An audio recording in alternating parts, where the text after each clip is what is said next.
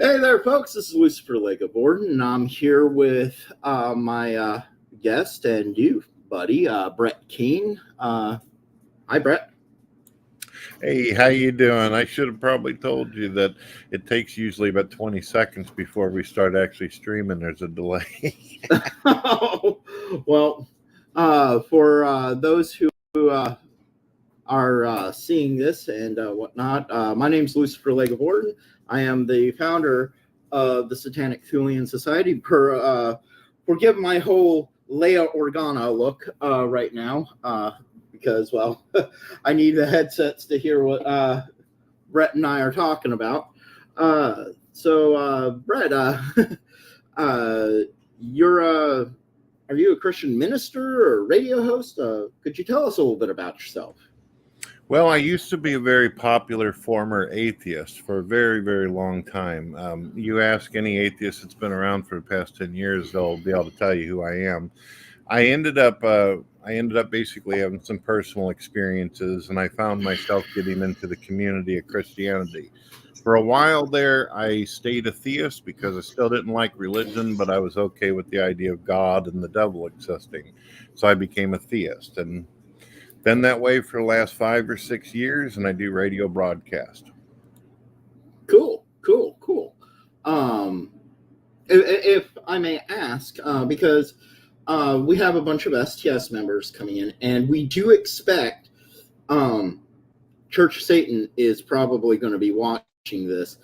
If I know you asked me what made me turn away from God when I was on your show, may I ask you what made you finally find Christ? Well, if you'd like, I could tell you why I originally became a former atheist, and I can also tell you the story of the theist thing if you'd like.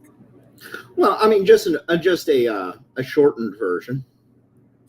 Well, one of the things that I noticed, as you probably remember, about 20 years ago, a lot of the people who started coming out on social media were guys like Christopher Hitchens, Sam Harris, Richard Dawkins, and all that. And I actually thought that they were on to something. But then when Richard Dawkins started telling people that they ought to be hostile towards religious people, that's not what I wanted. I simply wanted to normalize atheism at the time. So the attacks, the hostility, it made me start looking into Christianity more.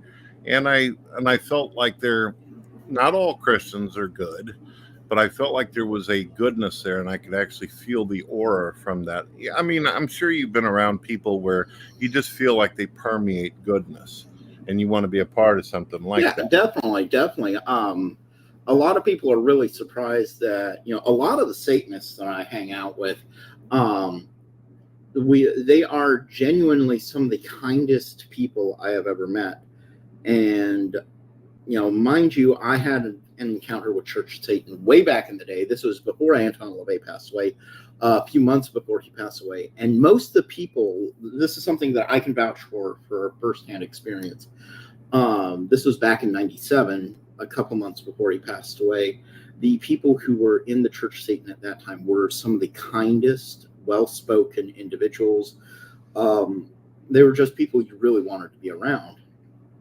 And, and as you and I have experienced firsthand in the past few days, as well as for me personally, going on several months now, the Church of Satan has been nothing more than bullying and hostile and everything under the sun negative that you can really think of and just not want to be around. I know when I came onto your show, you welcomed me very kindly, and you have always treated me with respect on any social media we've spoken on. Yeah, that's why I try to treat anybody, no matter what their views are, with respect. I know that there's a lot of podcasts where they like to pull people on and try to humiliate and embarrass, but that's not me. I enjoy learning about people's views and why. And believe it or not, this may surprise you, although I believe in Jesus Christ, and that's what I feel I serve. After listening to many videos of Anton LaVey, I have a respect for him and some of the things that he has said. I do not, however, respect the kind of behavior that I've seen done towards you or myself or other people on social media by the Church of Satan. Yeah. And unfortunately, that has been behavior not just isolated towards me. This has been behavior that has been going on for over 2 decades or more. The I mentioned in one of our things that I was going to send you a link at some point to uh, our our personal website where you could read some of my articles, and one of those articles is called the Jantsang Files. Now, what the Jantsang Files are is that they were created by a woman named Tanny Jantsang, who was a Church of Satan member back in the 80s and going into the 90s. And eventually she fell out of favor with the Church of Satan. Unfortunately, I've had recent encounters with her more recently, and she is, as an individual, a very hostile person. But she goes back decades, going into the 60s and whatnot, where she worked very heavily with Cthulhian, pre-Cthulhianism and early Satanism, and whatnot. So, yeah, she's there, and she has posted on her website satanic reds and everything, where it's complete descriptions of where Church of Satan members have stalked individuals. I know recently I've been dealing with a stalker, a cyber stalker online, and I've had people from Church of Satan actually take pictures of my son's school and send them to me as a threat. She's told similar stories where they have stalked numerous people who have left the Church of Satan and who have spoken out against him. She's spoken about all of this, and it's scary. It really is scary stuff. Well, you and I seem to have a lot that we relate with. We're voiced. We put our views out there in social media, and I've noticed that this phenomenon doesn't seem to just happen with your typical satanic atheist, but it happens with atheists abound. One of the things that happened to me whenever I left atheism, atheists started putting pictures of my children up on websites. They put my home address, my phone numbers. Yeah, they tried to dox you and everything. Yeah, they've done countless videos putting imagery of my wife, who's beautiful, by the way, as well as my children, and they basically insinuated that someone should end our lives and things like that. So I understand what it feels like to be on the target simply for having a different view system than others, and I'm sorry Exactly. that you have to experience that.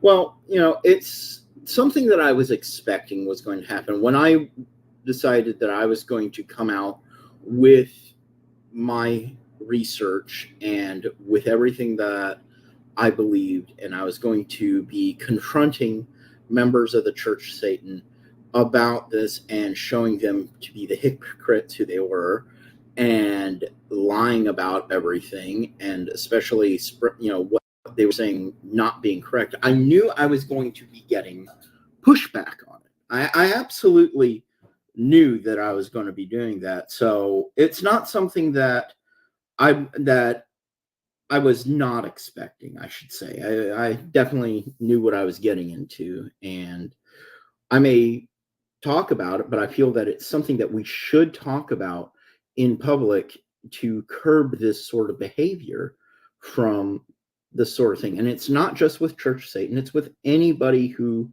decides that they're going to try to bully another person just because they don't like their opinion or views. Yeah, I had some expectations too whenever I changed. I figured I'd be called a bunghole or names, and then people would have nothing to do with me. But to be honest with you, some of the things like taking pictures of the home and then doing what they did with the kids, that Yeah. was a bit shocking. I always assumed, even then when becoming a theist, that these folks had rationality and logic, is what they claim. I figured Yeah. they'd try to debunk me or refute my arguments or criticize my writings, because I also write books as well, but not actually come at me like a physical entity or something that they want to harm. Yeah, exactly. And here's the thing is these individuals, they don't want to behave in a logical manner. They absolutely do not want to behave in a reasonable manner. They want to behave in a hostile manner because you proved them wrong. I was reading some of your tweets earlier, Brett, and especially because I can only see part of the tweets. Our security members have to send me screenshots of the whole conversations. And the reason being is certain members of the Church of Satan have me blocked, and I have a lot of them blocked, just so I don't go down that rabbit hole of confronting them. But I saw that you were calling out certain individuals that, just were being assholes and having, particular mental illnesses, but also denying the physical proof you put in front of them with the Joe Pine show. And I have posted pictures on Facebook of your video, a screen cap showing your video with the timestamp on the transcript, where it had Anton LaVey actually saying that he certainly believed in God. He believed God existed. And, I also went to Draconis Blackthorn's channel. He's another Satanist. He also posted the whole Joe Pine episode right there. And I also time-stamped that there and showed people that with the same post. That way people knew where they could go to see this video. And I certainly encourage anybody who's watching right now who has not seen Brett's video on it, go to his YouTube channel and watch his video, listen to his commentary, because what he put out there was solid, concrete, irrefutable evidence. And it's not even evidence. I mean, it might have well been Freddy Krueger standing over a body with a bloody claw saying, yeah, I killed her. It was Anton LaVey on camera saying, yes, I believe God exists. That immediately puts him into the realm of theists. And these Church of Satan idiots, these wannabe Satanists, are denying that video even exists when it's out there for the general public. Am I correct, Brett? Yeah, he didn't just claim to accept that God is a real entity or Satan, but he also repeatedly said that he participated in supernatural and magic, and actually believed that he had voodoo, various rituals. There's entire documentaries where he's performing occult rituals. Satanus the Devil's Mass is a very popular video. You can buy it on Amazon in Blu-ray, in DVD, and it is a whole documentary where... Really, Nicodemus? Sorry, my cat just knocked the cat food off the cat Nicodemus. What a cool name for a cat. Very cool. And he's black, too. Yeah, he's a black cat, and his name is Nicodemus. Oh, you ought to have a conversation with my wife. She's got 20 stray cats. We live out in the forest, and she gives them names like Creamsicle. You got Nicodemus. That's a cool name. Yeah, we have Nicodemus, we have Baby, we have a dog named Cupid, who's right here next to me. You met Kali the other night. So we also have a snake named Buddy. And we have currently 12 rats.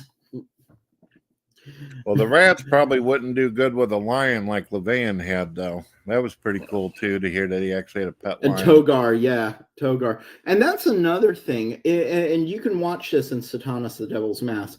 The Church of Satan presently says that there is no occultism in the Church of Satan, that they don't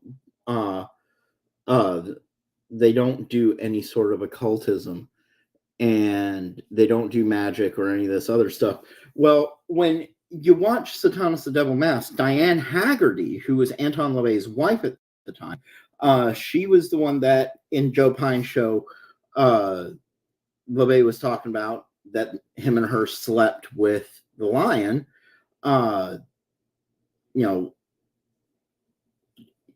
She flat out says in that they put a curse on the people that forced them to give up the lion to the zoo. They absolutely put a curse on it. And so it was definitely, occultism is most certainly part of Satanism. I perform rituals. I do live streams with rituals. And many of our other clergy also does that. Sorry, I'm fidgeting with the wire here. I'm trying to figure out a good place to put it. So yeah. Well, why, if you don't mind me asking, why are you wearing headphones? You don't need them in StreamYards. Because I don't have any external speakers, and the sound is not coming through my phone at all. So this is how I have to hear you. Right. I've been doing a lot more looking in, and I gotta. This may come off strange, but I feel like LaVey kind of became like a target too, and I think a lot of the things. I know this is going to come off weird for the audience, but I feel like his name was dragged through the mud, and he was made into something more than what he was actually going for. But I think he went with it, kind of like Ozzy Osbourne went with the bat thing, for drama, showman purposes.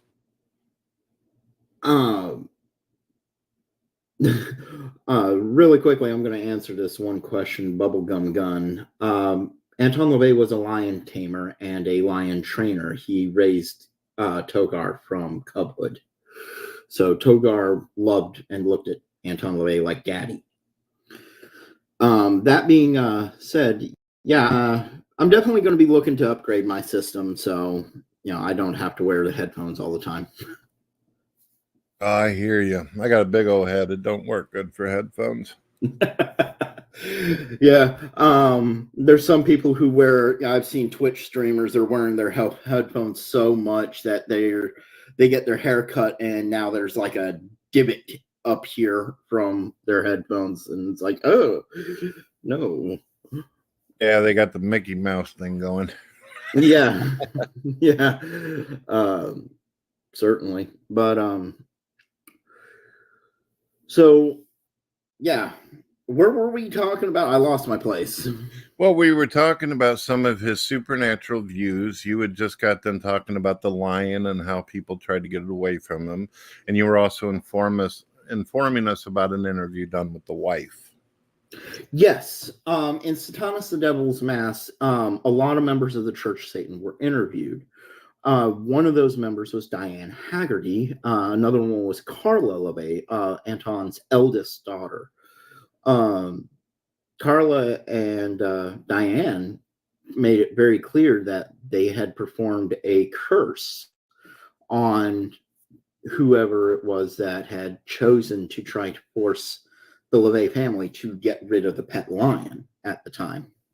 And this is in the documentary Satanas the Devil's Mass. So, I mean, it shoots down the claim by the current Church Satan that they don't do any sort of sorcery, that Satanism doesn't practice sorcery. I mean, when Anton LaVey is hosting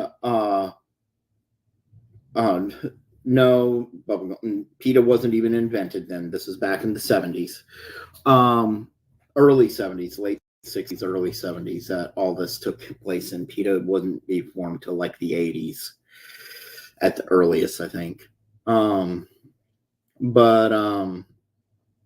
So they do all these different magical practices, magical classes. Anton LaVey was talking about he would teach people on how to do voodoo, love spells, and everything else, how to work a Ouija board, how to use tarot cards. He would host classes on this. And, certainly, yeah, he definitely did. He actually described himself in that same video that we've been talking about that I put forth, that he was into sorcery, wizardry, and also said that he was a male witch, which is referred to and defined as a warlock. So, yeah, all that was put out there. It was clear as day.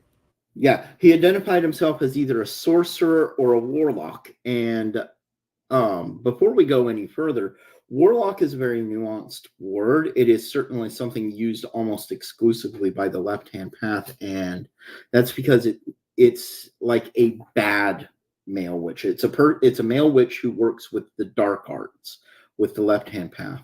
If we were talking about right-hand path magician, he would be called a wizard. So it's a little bit of it's really weird because when you talk about the names utilized throughout history for what a wizard or sorcerer was called. You have two in Anglo-Saxon that refer to the male, but you only have one for the female, and the one was witch, which when translated meant wise woman, and then the male version of that was wizard, which meant wise man. But a warlock was actually used as a negative connotation, meaning liar, deceiver, and traitor back in the day, or a dark sorcerer. So that's what that all means. Well, let's not forget that he did specifically state his annoyance in people getting on TV talking about white magic. He says they always do the positive. He said, I, however, deal in black magic. So he made it again clear that he was into supernatural. Which, yeah, exactly. And that also made it very clear that he was very much so into the left-hand path, the dark arts, and so he was using the term warlock very correctly. So I don't quite understand, from what I've gotten from these Church of Satan people and some of the temple people, you actually share a lot more in relation and identify more with LaVey than they do. Mm-hmm. But they're mad at you because they're like an atheistic brand of Satanism, but you actually go along with what the founder said. It tickles me, but it's sad and confusing all at the same time. It seems like you would be held up on a podium over them as opposed to be the black sheep, but weird. Okay, well, part of that has to deal with Peter Gilmore.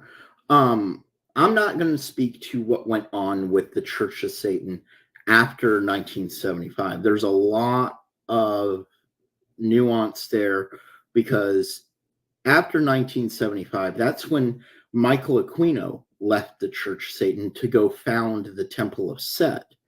Now, and the reason why he left is there was a disagreement between Aquino and LaVey over the priesthoods, on who would become a priest. And these people in the Church of Satan now, I believe Peter Gilmore is following along with what LaVey wanted to do, that Michael Aquino had a problem with. And in this, I'm going to say I agree with Michael Aquino, because Michael Aquino was dead set that you had to earn your priesthood. You had to earn your ordainment. You had to study for it, train for it, practice it, and whatnot. But in 1975, Anton LaVey decided that he wanted to start selling priesthoods and making priesthoods available to people who gave a certain amount of money. And I don't know about you. I don't know what your church would say to something like that, but I know my clergy members, and I can tell you right now, I have numerous clergy members in the comments right now watching this, and they will all vouch for this, that in STS and the Cult of Cthulhu, that is not how it goes. It doesn't matter how much money you pay in, you earn your priesthood through hard work. Well, my show is more about getting to know you and understand where you're coming from. Since you haven't had an opportunity to go through a lot of my videos or do research on me, I'll put it like this. I'm not associated with any denomination of Christianity, and I'm also not a churchgoer. That's something I get yelled at by Christians about. They're always saying, go to church. And I said, look, I've got the Bible. I've got my belief in God. Why do I need to go to some kind of building to have a conversation with an omnipresent entity? It doesn't make sense for me. Yeah. My personal temple is, you've probably seen some of my videos, and you know that where I usually film at is in a room that we call the Black Parlor, which is our ritual chamber. And yeah, so there's that. Do I watch cult stuff? I actually made a video discussing what we believe in the afterlife. So we have Archon Christopher Lee Anderson and Grand Archon Kane Blackfire in the comments, who I'm sure both of these guys can answer your question, Chris Cash. They are the second and third in command of STS right there. If you don't mind me asking, there were two things that LeVey said in the video that uh, obviously the host wasn't allowing him to get descriptive, but he said he's not against separation of church and state. That was one thing. And he also said something to the effect of whenever he will not die, that he's made arrangements. What do you think he meant by that exactly? Oh, I know exactly what he meant. First off, separation of church and state is a big thing for most LaVeyan Satanists. We don't want politics getting involved with our religion. That is a recipe for disaster. We've seen it time and time again. We don't want that. So we are very much for the separating of church and state as two separate entities. Religion was probably the oldest form of politics going back to tribal times. It was the best way to keep people in line way back when. But nowadays, it's not the best way to do that anymore. As for the living forever, is one of the nuances of things where we strive to make ourselves immortal in the hearts and minds of people.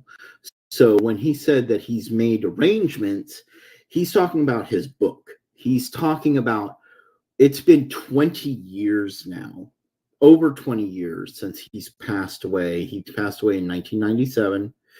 And, it's been well over 20 years. And we're still talking about Anton LaVey very much so like he was alive yesterday. So, yeah, that's what he referred to as being immortal. It's important to note that Anton LaVey, near the end of his life, was not sure whether there was an afterlife or not. He chose not to talk about that.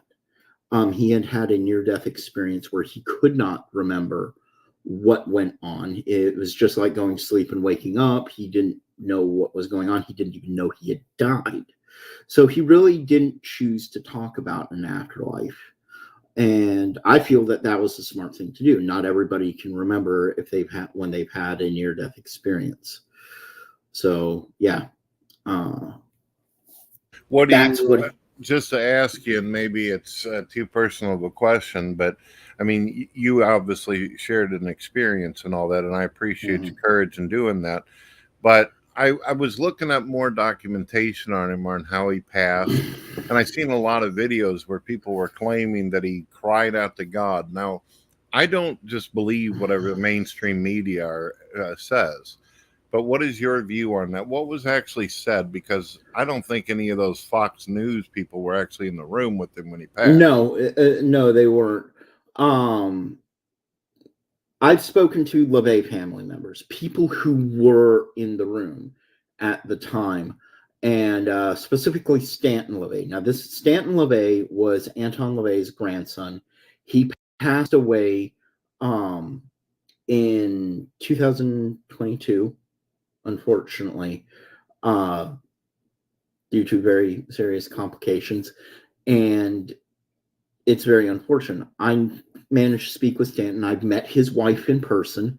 Now, according to Stanton, and who was said to be there at the time, the only people in the room was him, Carla, and I believe Blanche Barton, as well as the doctors.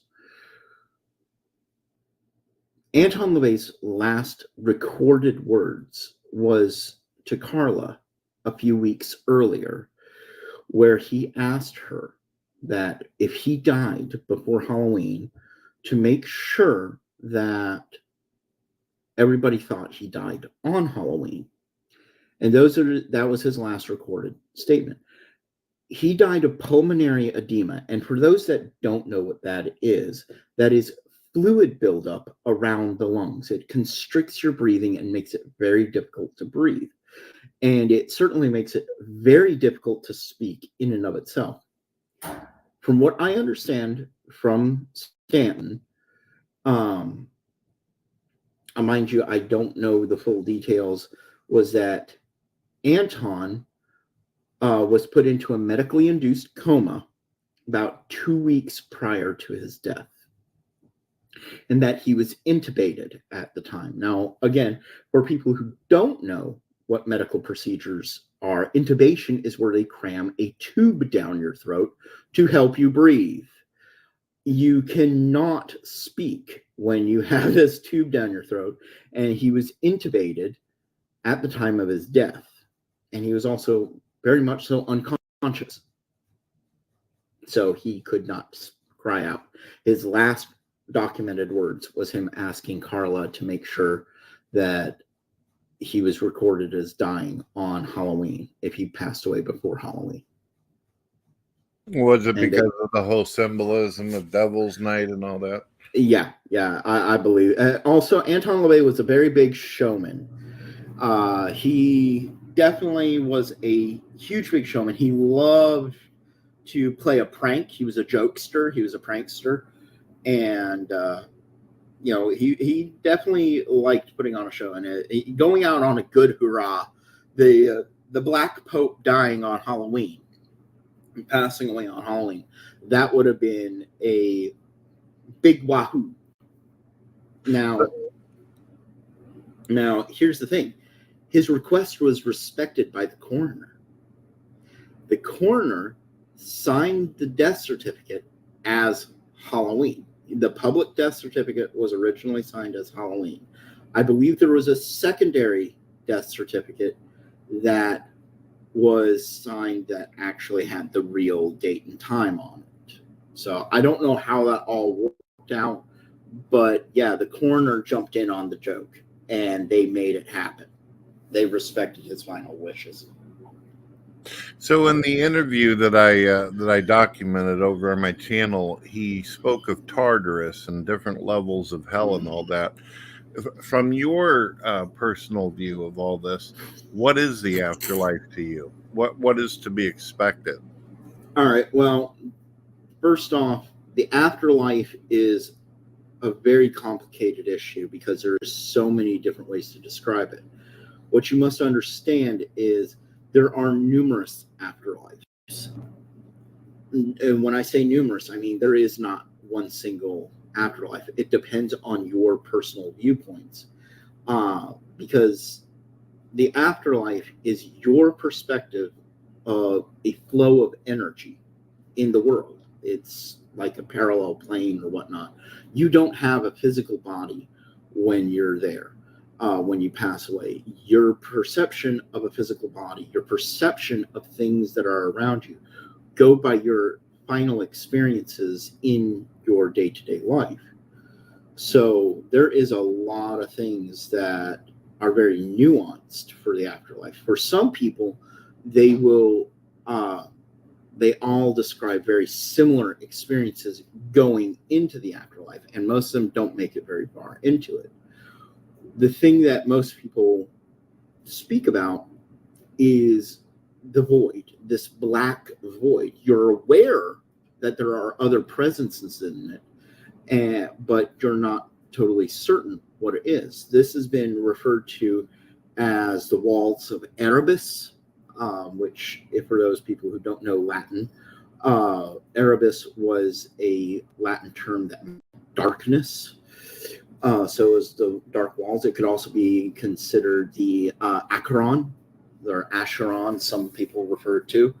So in Dante's Inferno, this could be referred to as the vestibule.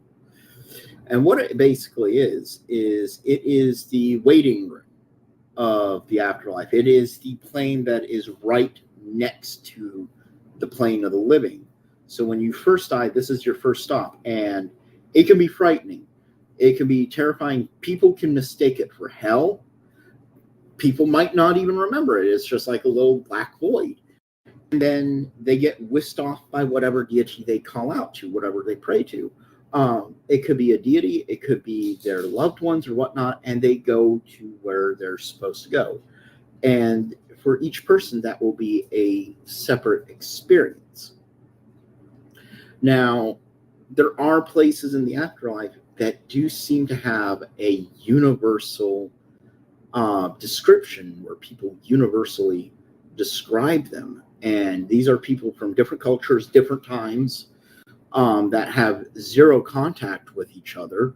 And these are the points that people want to study and be like, okay, well, this guy in the 1800s had a same experience as this guy in ancient Egypt, whose documentation wasn't found until the 1940s.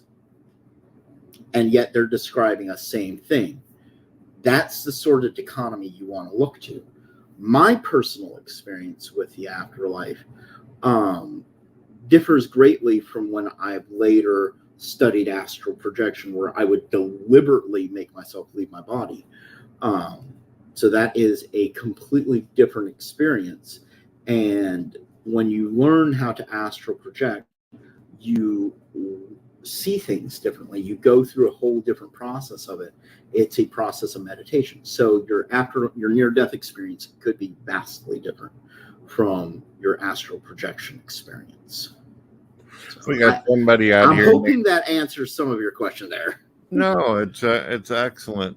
I was also paying attention to your comments, and I've seen this person over on my own comments. He said LaVey promoted a self-worship type of Satanism where one does not really worship Satan as a deity, but privately he did believe in the deification of Satan. Well, I don't know what you're talking about, and obviously you haven't watched my video, because he actually deified Satan on a public broadcast in the interview.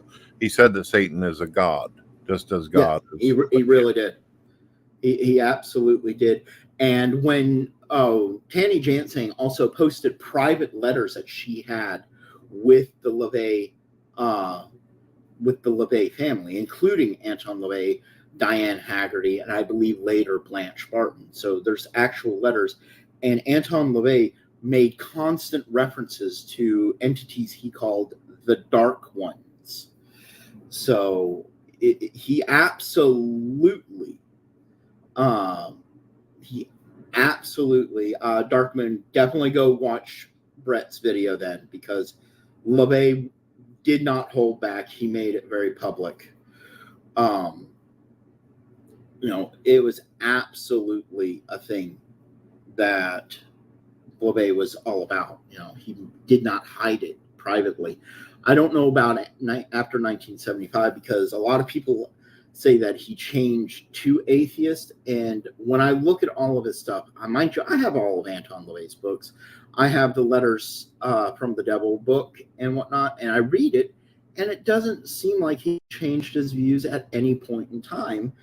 He was just a person who, outside of the Joe Pine show, he played his cards very close to his chest on what his actual viewpoints were religiously. Yeah, I agree with that.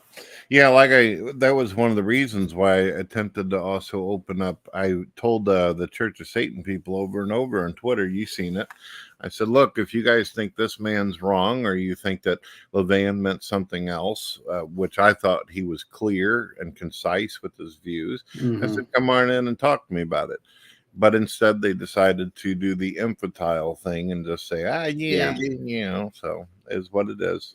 And that's the really sad part about the Church of Satan. There was a point in time when the Church of Satan was a highly respected organization, where their viewpoints were on Satanism. That was the bottom line. But then Peter Gilmore came in. Peggy Nadramia and Peter Gilmore managed to wheedle their way in and change everything.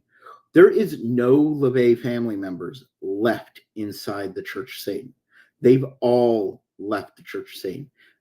Even Anton LaVey's son, his youngest child, who was also the son of Blanche Barton, who I know Blanche Barton is still in the Church of Satan, but LaVey's own son doesn't even call himself a LaVey anymore. He's changed his name from Xerxes Carnacki LaVey to something else, and he doesn't even publicly acknowledge that he's a LaVey. His daughters, Zena, became very estranged with him. Her and her husband moved over to Germany. She wants nothing to do with Satanism anymore. She doesn't want anything to do with any of the other LaVeys. And Carla, back in '99, broke away from the Church of Satan, called them out on their bullshit, and founded the first Satanic Church, which, was a reinstitution of the original Church of Satan from 1966. And just like when Michael Aquino left in 75, Carla took with her like 75% of the Church of Satan at that time. Now, if you don't mind me asking, do you think that the reason why the family kind of disavowed or moved away from all this? 'Cause I watched a couple interviews with the daughters, the one with black hair, I think her name's Carla, and it Yes. seemed like every time she got on an interview, they were bringing up some Satanist from another country who were doing naughty, negative things, and she repeatedly told them, "That's not our group. That's not our people." And do you think it just got annoying for her? She got tired of I having. wouldn't be surprised. I honestly wouldn't be surprised. I honestly have not seen too many interviews with Carla herself.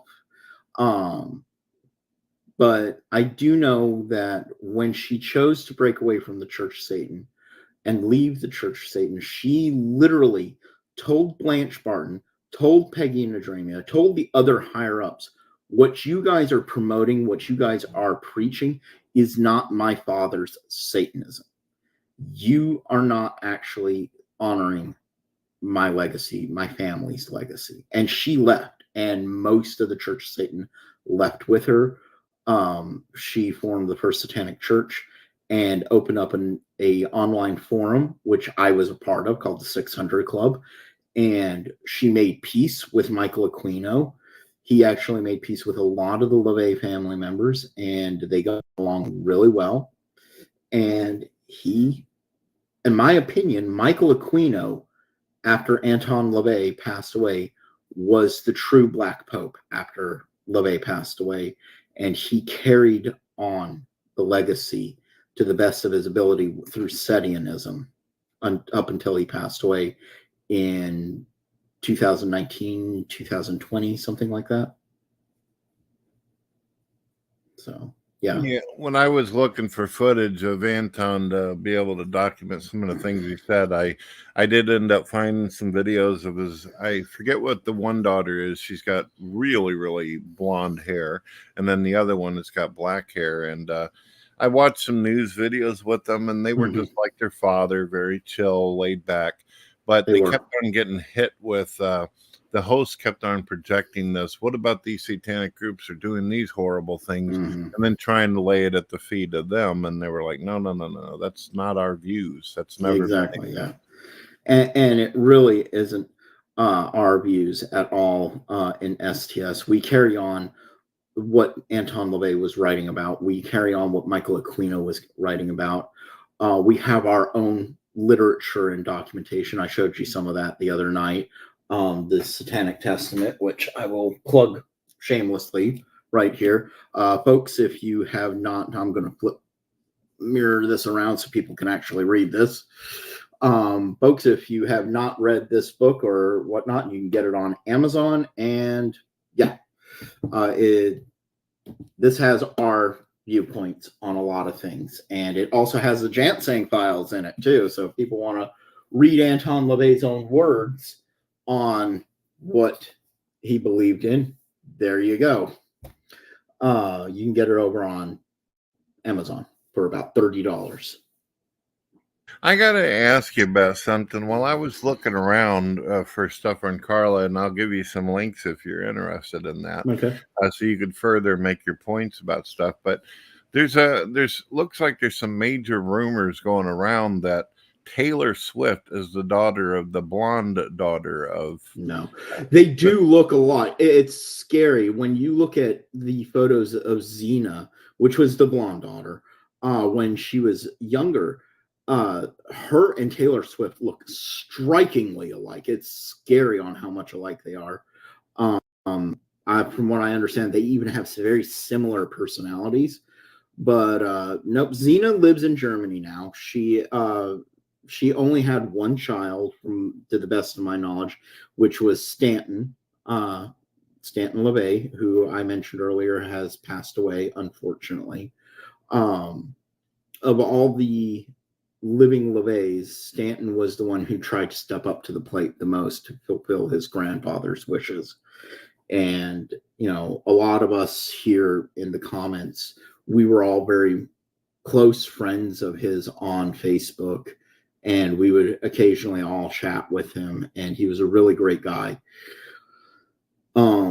And so it hurt a lot of us when he passed away the other year. And he loved STS's personal sigil. He loved how we adopted the trapezoid and incorporated so much of his grandfather's symbolism in it. He loved how we in STS took back the cloven hoof and brought it back into publication. He was a supporter of ours. He actually approved that, and he had his own organization called Baphomet X, which is still currently run by his wife, as well as another gentleman. And yeah. So when did this start for you, where they started doing these attacks or trying to drag you through the mud? Why do you think it happened? What's your theories, and when did this start? Has this been going on for some time? Yeah, it's actually been going on for some time. Last year was a very rough year for us. It started off good, but then it went really south. I've been butting heads off and on with Church Satan members for about 4 years now. And even before then, I would occasionally run into Church Satan members who were just not the most pleasant individuals anymore. I had contacts within the Church Satan who were on the Council of Nine at the time, who have since left. And yeah, they were decent people. They were around during Anton LaVey's time, and they certainly were not atheists. They played along with what Gilmore preaches just to appease him, and hoping that they could change a lot of that. But they certainly were not atheists in reality.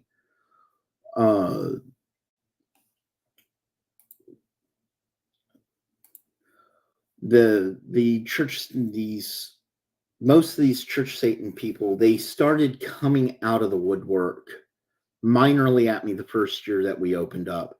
I ran into a few particularly nasty ones. One in particular, his name is Jared Mammon, who, has a very big axe to grind with me. And he's always had it out for me. He's tried to get me kicked out of certain groups and whatnot, and not realizing that I was a moderator in certain Facebook groups. And then I would be asked about certain things, and I'd be like, hey, look, no, I've had clashes with this guy before. He's deliberately causing trouble and whatnot. And he gets all bent out of shape because the admins kicked him out of the group. And then, yeah.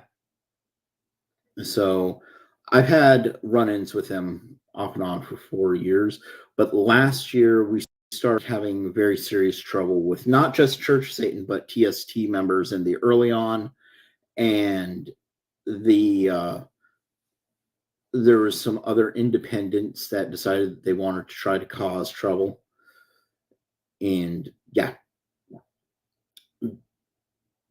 I don't really know, but apparently by the end of the year, October, November, things seem to start kicking up. One of our archons, one of our top 3 guys at the time, left STS because these people called up his workplace.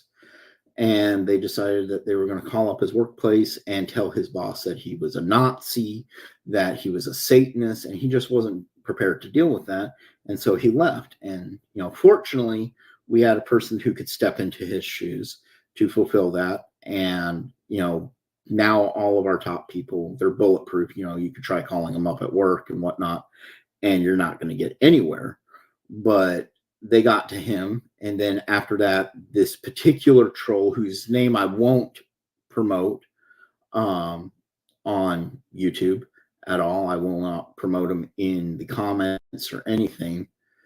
And yeah, he started harassing us. I mean, he was stalking me online. He had infiltrated our Facebook groups and was causing trouble by copying all of our posts, screen capturing stuff, posting pictures of my son online, making offensive memes. And he would get all bent out of shape when he would post something that he's not supposed to be posting. And then we copyright struck him numerous times. I mean, he's been copyright struck probably about 10, 12 times in less than a month, and Twitter still won't take him down. You know, it's absolutely ridiculous. So, but that's who we've been dealing with. That's when all the real trouble began with Church of Satan. Of course, we thought he was just a troll. And then near the point where I started talking to you, we started realizing, okay, this guy's a Church of Satan person. And we found a particular individual within our groups, and we managed to get that individual out. And a lot of the reporting from within the groups stopped for a while. And just recently, since we opened our groups back up, some of the reporting has picked up. So we know that somehow this person's gotten back in. It's so odd because after listening to the Anton stuff and looking at some literature, it seems like Anton was like, look, you know, even if you're a part of Christianity, if it's doing it for you, then good. Whatever makes you happy in your life, whatever path you take that you feel like you can indulge and do something positive or beneficial for yourself, do it. This doesn't sound like what Anton talked about. It is not. It's not in any sense of the word. Anton LaVey was very much so about improving yourself, about being focused on your own self as much as possible and reaching your personal best and making yourself happy in life. Of course, Michael Aquino took Anton LaVey's teachings and created Setianism from them, which really expanded on that and brought in the ideas of Kepler or Zepper, however you want to pronounce it, which means to become, to be self-created. And then once we opened up STS, the Satanic Thulian Society, we brought in the notion of reaching one's own Ultima Thule, which means going as far as you can in your own personal existence and reaching your highest self. So, you know, it shows a progression from Anton LaVey's of making yourself happy in life to bettering yourself and growing and becoming, to finally reaching your ultimate self, reaching your furthest Thule, your ultimate Thule. Yeah, for me, after looking at some of his stuff and how he talked, I like to study different religions and views. It almost fell into a kind of philosophical Buddhism. I could be wrong, but that's just what it felt like. Do whatever it takes to be able to benefit those around you that you actually care about, and don't take any guff off of people who give you trash. You know, exactly. You know, we have the philosophy not of do unto others on how you would have them do unto you. We have the philosophy of do unto others how they treat you. So basically, treat in kind what people give out. Lex talionis, eye for an eye, tooth for a tooth. You know, claw for claw, bang for bang. And that's just part of what we are about. And yeah, we're not out here hurting people. We're not. LaVey never preached go out and harass the people who don't agree with you. He never preached go out and bother people who say one thing that contradicts you. If you are looking to defeat a person, if you are looking to prove a person wrong, be educated about it, show the proof. And if they prove you wrong, accept that proof, adjust your point of view, and move onward. Don't let it cripple you. And these individuals in the Church of Satan, all they do is they let it cripple them anymore when people contradict them. The fact that they couldn't accept a video, hard video evidence on the Joe Pine show of Anton LaVey being a theistic Satanist just proves that they are incapable of understanding, evolving, becoming, ascending, zeppering, reaching their own Thule. They don't understand that. It's rough, man. It's rough. I got a personal question for you. From the path that you have taken in your life, what you're trying to find, do you feel that you could actually associate yourself if you ran into Christians, especially like myself, who are open-minded, willing to be your friend no matter what label you have? Are you able to return that also? Yeah, not a problem. Just like Anton LaVey, he didn't have a problem with Christians on a one-to-one level. The only time I have a problem with Christians is when they start preaching at me, when they start saying, oh, you need to come to God, you need to find Christ, you need to do this, you need to do that. No, I don't need to do anything. And I'll tell you exactly why I don't need to do it, because I'm happy with who I am. I'm happy being myself. I'm happy with myself. I don't need to go preaching to them about coming to Satan. I don't go knocking on doors saying, by the way, have you met our personal savior, Satan? No. Yeah, I completely understand and respect that. I myself, I'm not into preaching at people, and the reason why is because I was a former atheist long enough to know that a lot of atheists out there have already done the former Christianity thing.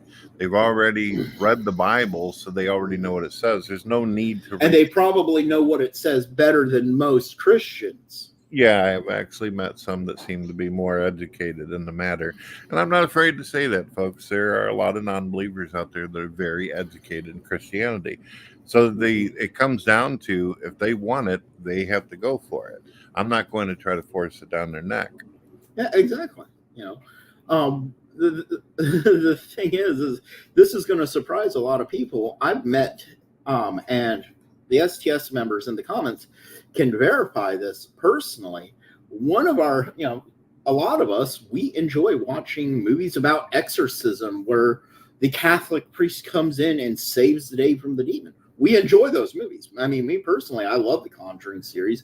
I love The Exorcist. I love a lot of these other spooky movies like that. I mean, it's fun for us. We enjoy portraying the bad guy in movies, and that's just something that we've always done. And it's something that we do as a tongue-in-cheek. But, at the end of the day, again, we've also studied the Christian literature, and we've had to study it so thoroughly in order to defend ourselves from Christians who would try to browbeat us with the Bible, that it would blow most people away, on just how well versed many Satanists, many pagans in general. This is not just Satanists. This is like Wiccans, general pagans, Druids. A lot of us have sat down and gone through Bible school. I mean, Grand Archon Blackfire here in the comments, he is an authorized exorcist. He was a Catholic bishop. We have other members of STS in the comments that I'm looking at right now that have such a in-depth study of Christian literature and lore. It would blow people away on just how much we would qualify if we wanted to go get an ordainment at a Christian church. So, as far as horror flicks go, I prefer the classics. If I'm going to watch something having to do with an exorcism, I'm going with Linda Blair. A lot of there you go. A lot of movies nowadays, they rely more on gore and they don't have storyline or any substance to them. I like stuff like Hellraiser 1 all the way up to 3. I like Evil Dead series with Bruce Campbell. Love Evil Dead. But nowadays, the stuff isn't scary nowadays. Back then, though, there was something about them, like a mystical aura. You know what I mean? Yep. With me, I was a big Hammer horror fan as a kid. I believe I mentioned on your podcast that during my rituals, I wear a ring, which is a cold cast resin ring from one of Christopher Lee's screen used rings in the Hammer Dracula movies that he would wear. And it even comes with a certificate of authenticity. So I have the Dracula ring. I'm seeing all these different names of different movies in the comments from the Saw series, Friday the 13th, The Devil's Reign, The Howlings, Hellraiser, Puppet Master, Nightmare on Elm Street. All of these are great classic movies, and I love them all. I'm a big fan. Subspecies, the Subspecies series from Full Moon Videos, the same people who put out Puppet Master. If you haven't watched Subspecies, that's an amazing series of vampire movies. I personally, had it not been for Keanu Reeves, I'm a fan of Keanu Reeves, but I liked Bram Stoker's Dracula with Gary Oldman. Loved it. That is probably the best ever Dracula movie ever created. Francis Ford Coppola's Dracula. You're talking an all-star cast. Keanu Reeves, Gary Oldman, freaking Winona Ryder, Anthony Hopkins. The cast just goes on, and they are rock solid. I like Keanu Reeves. I like his John Wick stuff, but I felt like he was out of place. Anthony Hopkins, great. Gary Oldman, unbelievable. Deserved the nominee for that. Just stunning. I mean, and another one. No, you get what I'm saying? Keanu Reeves. Oh, yeah. Whoa, dude, it's Dracula. I don't know. It was hard for me to deal with that. I saw that movie in the theater as a kid. I absolutely loved it. I mean, and that was the movie that made me fall in love with Monica Bellucci. She was one of the brides of Dracula in that one. She was the one that rose up between Keanu Reeves' legs and whatnot. And just, I think that was probably the first experience that I ever had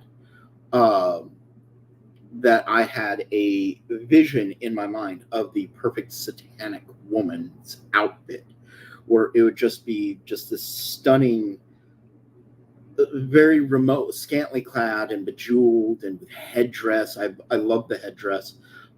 Yes, Bela Lugosi, one of the top ones ever. Yeah, I will say this, and I know this will come off for my religious audience out there as weird, but I've always found goth women like Morticia Addams Family to be very attractive and alluring. I don't understand what goth women are doing nowadays with all the metal in their face, though. That's not attractive. It's not attractive. I mean, you see here, I have a piercing in between my brow, a bridge piercing, but I can hide it behind my glasses, and I've never gotten like a shit ton of metal in my face. I got this, just years ago, just, whatever. I've had numerous piercings. I enjoy doing piercing as a hobby, but, I've been in over 200 street fights. I don't have the scars on my face and on my body from just nothing. And I'm going to tell you right now, whenever I've gotten into a fight with a person with a lip ring, big old hoops stretching out their ears, bull ring in their nose, brow piercings and whatnot, that's shit that I go for right off the bat. Now, I'm going to go try to rip that out of their face. And when I see that in these goth chicks as well, some of them can pull it off, but so many of them anymore get so much metal in their face. I mean, if you have one or two things and it's done in a tasteful way, it can accentuate and be very classy. But when you have just rings upon rings and hoops and stretched and gauged ears and bull ring in your nose and then more metal in your mouth, it's like, I don't want to kiss that. I don't want to. No. There was a woman whenever I was going to high school where she liked to do the whole goth thing. And at first she looked like your classic goth woman, beautiful, absolutely alluring, but she just kept on doing it. And she even asked me if I'd go on a date with her. And I said, ma'am, it would be like going out with Shredder from Teenage Mutant Ninja Turtles. I don't think so, you know? Yeah, no. This is one of those things where people don't seem to realize that less is more. Piercings are not intended to be overdone. You're intended, if you're going to get a facial piercing, it's intended to be an accentuation of the already natural beauty. That's why for so many years, women would only get their ears pierced and men wouldn't. It was, it was not considered a masculine thing to get your ear pierced. And then men would get one ear pierced to signal that maybe they're not interested in women. And it would be a very subtle hint that maybe they're interested in guys. And that just got adopted as them being a hard ass and whatnot.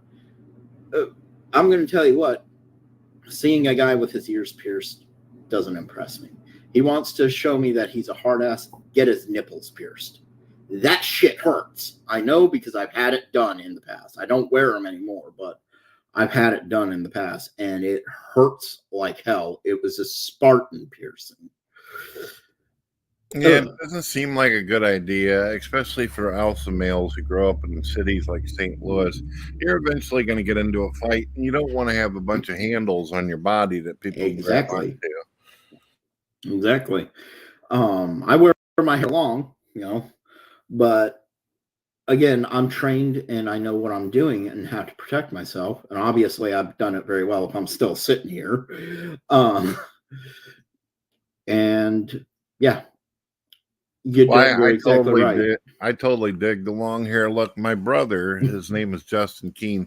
He's actually in a fairly popular band called Black Death, and they're all about metal and rock. So they all sport the long hair, and women will tell you they dig him. They dig the long hair. Yeah. A lot of women have dug my long hair. And, when I was sporting more piercings on my body and whatnot, a lot of women were digging that as well. And they found it attractive. And it was mostly because, again, I didn't overdo it. So, yeah. Guys, in the comment section, go check out that band, Black Death with Justin Keene. Plugging your brother there. It's spelt death like in the way Megadeth is. It's kind of like my brother explains it as, because he was a fan of Black Sabbath as well as Megadeth, he kind of connected the names. Cool.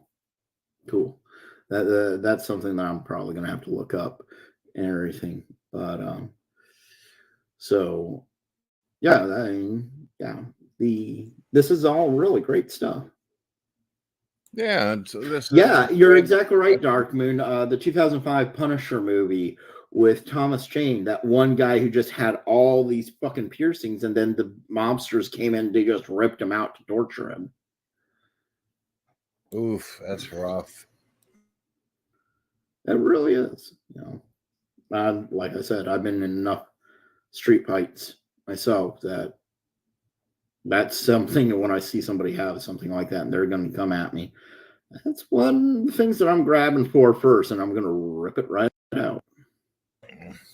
Oh, I was meaning to ask you about something. In the last 2 days on Twitter, I noticed that there's this guy from Texas ended up making a video where he said that he believes the mainstream media is trying to dramatize things more than what they are with Texas. He literally drove and showed that there's many open areas in that wall down there that anybody could walk through, that they don't even have barbed wire fence around. Why do you think that that's happening, according to your opinion, that they're trying to make it look like Texas is trying to just go full war for it? Because it doesn't seem like they are to me. Honestly, I really don't know. I can only speculate and imagine that Texas is trying to get support for certain issues. No, the wall isn't completed in a lot of places in Texas. Texas had to add to the wall themselves because, the government cut off funding when Trump left office, and Biden just was going to start being a dickhead about things. And so Texas had to step up and add to the wall and finish several sections. But there's still numerous gaps. And what people got to remember is some of these areas in Texas along the Mexico border are extremely remote areas. It is very dangerous to cross because there is nothing close at hand for you to get to very easily. You're going to be walking for days in the desert before you get anywhere, and you can't just drive over it because there's like a mountain in the way, or there could be a river in the way, or whatnot. There is a lot of things there that don't make it easy. So when people are talking about, the border is open in certain areas, they've got to look at those areas individually and be like, okay, is this going to be a feasible place to cross? If you're walking in 120-degree weather and you're lugging your backpack and a gallon of water, how far are you actually going to get? Is there natural predators around that's going to make it even harder to do that? What's the individual situation? Now, there's going to be areas of the fence that are open in populated areas. And this is where the National Guard, Border Patrol, and whatnot, they step in. But there's also other nuanced areas, such as I know that in one section, at the very least one section, I wouldn't be surprised if there was more sections where it's an Indian reservation crossing both sides of that border. And it's up to reservation police to monitor that border. And they don't have all the resources to do it. We got somebody out here called Christ Brings a Sword. He says, we need more compassion for the immigrants of opening up our homes. Did you know, he may not even know this, but there's been a lot of people, Republicans and Democrats, who've actually taken immigrants into their home. And you know what happened? They ended up calling a bill for squatting and saying that even if that person starts a fight with you or destroys your property, you won't be able to get them out. They become a renter. I was reading where this one family took in this other family of immigrants. They had like a basement apartment, and they opened up this basement apartment to this family of immigrants. And it turns out it wasn't a family of immigrants. It was kids taken from their families, mostly little girls. I think they were all little girls. It was a couple guys, a woman, and like 3 little girls. And they opened up their home, and it turned out the guys were cartel, and they were pimping out the children with this woman as well. And so there was like a string of Johns coming in and out of this basement apartment at all hours of the day, and they were doing things with the kids. The family up above didn't know what was going on until they saw it firsthand.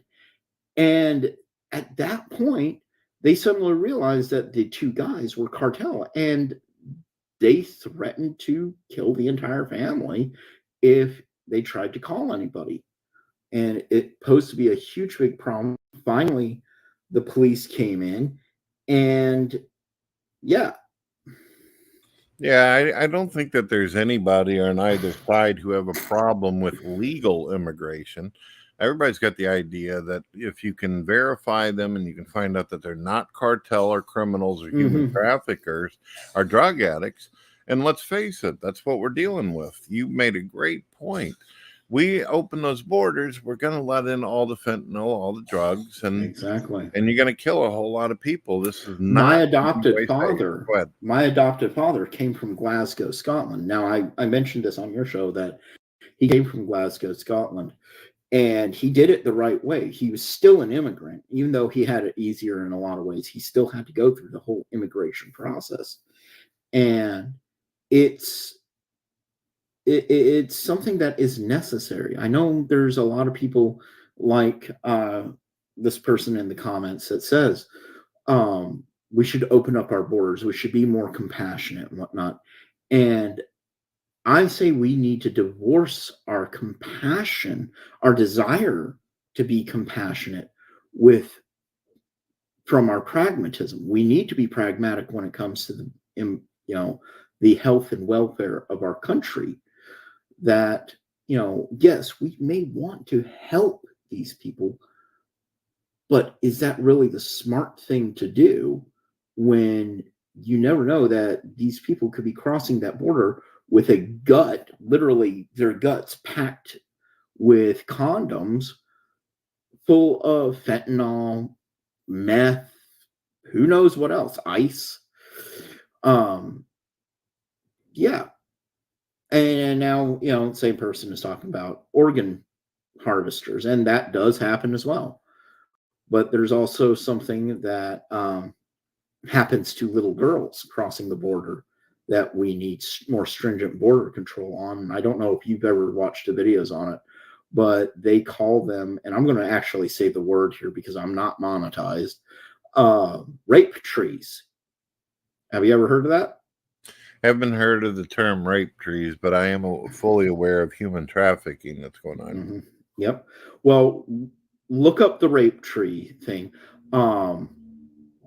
It's been covered a little bit by certain people here on YouTube, and what it is they'll take a woman or a female child, and they will tie this child or woman to a tree, strip her naked, and run a train on her until she's dead. Oof, that's rough. And when I say child, I am talking that they have found victims as young as 3 years old. Man, that is rough. I want people in the comments, I want people watching this to stop and think about that for a second. If especially if you are pro-Democrat, and you're pro-liberal, you're whatnot, think about that.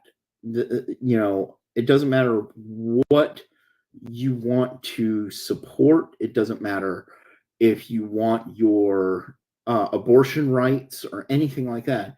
We are talking about young girls as young as 3 years old, going all the way up into their 70s. Women in their 70s suffer this as well.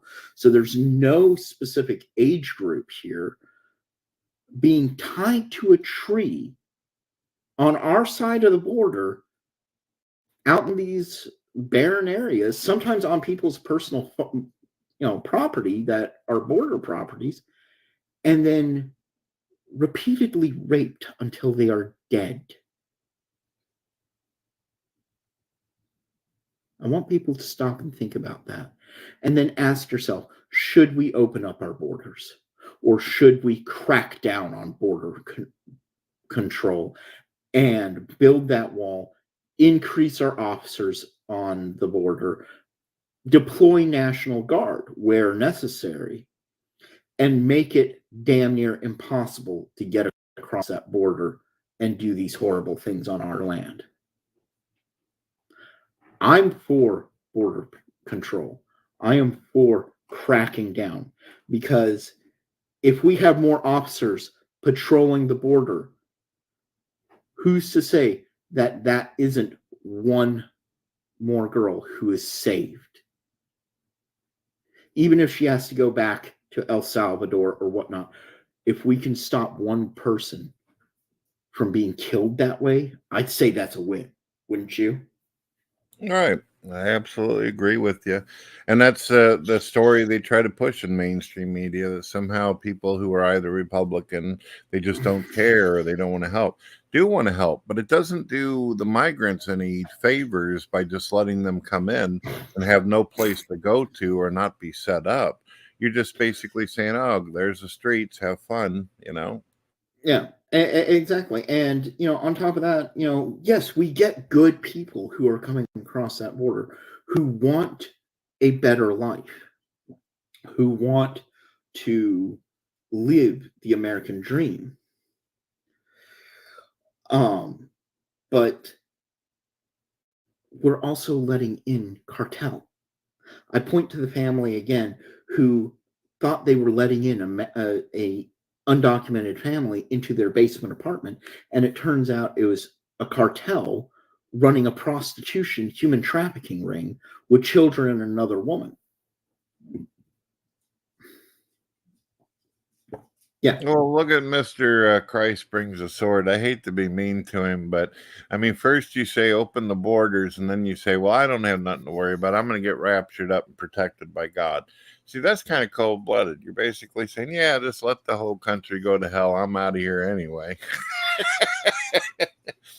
You know, in Satanism, our end times here in STS, because we also merge with the official cult of Cthulhu, we believe that that Cthulhu will be Satan's final form, and he's going to come back and kill everybody and make the world release certain people to become gods in the universe. It's a little bit more nuanced than that, but you get the idea. Well, that is an interesting question or topic to go into, because we have rocked on this border thing. But do you believe in the at least some of the associations that Christianity teaches that there's going to be an end times and a big battle, or what's your views on that?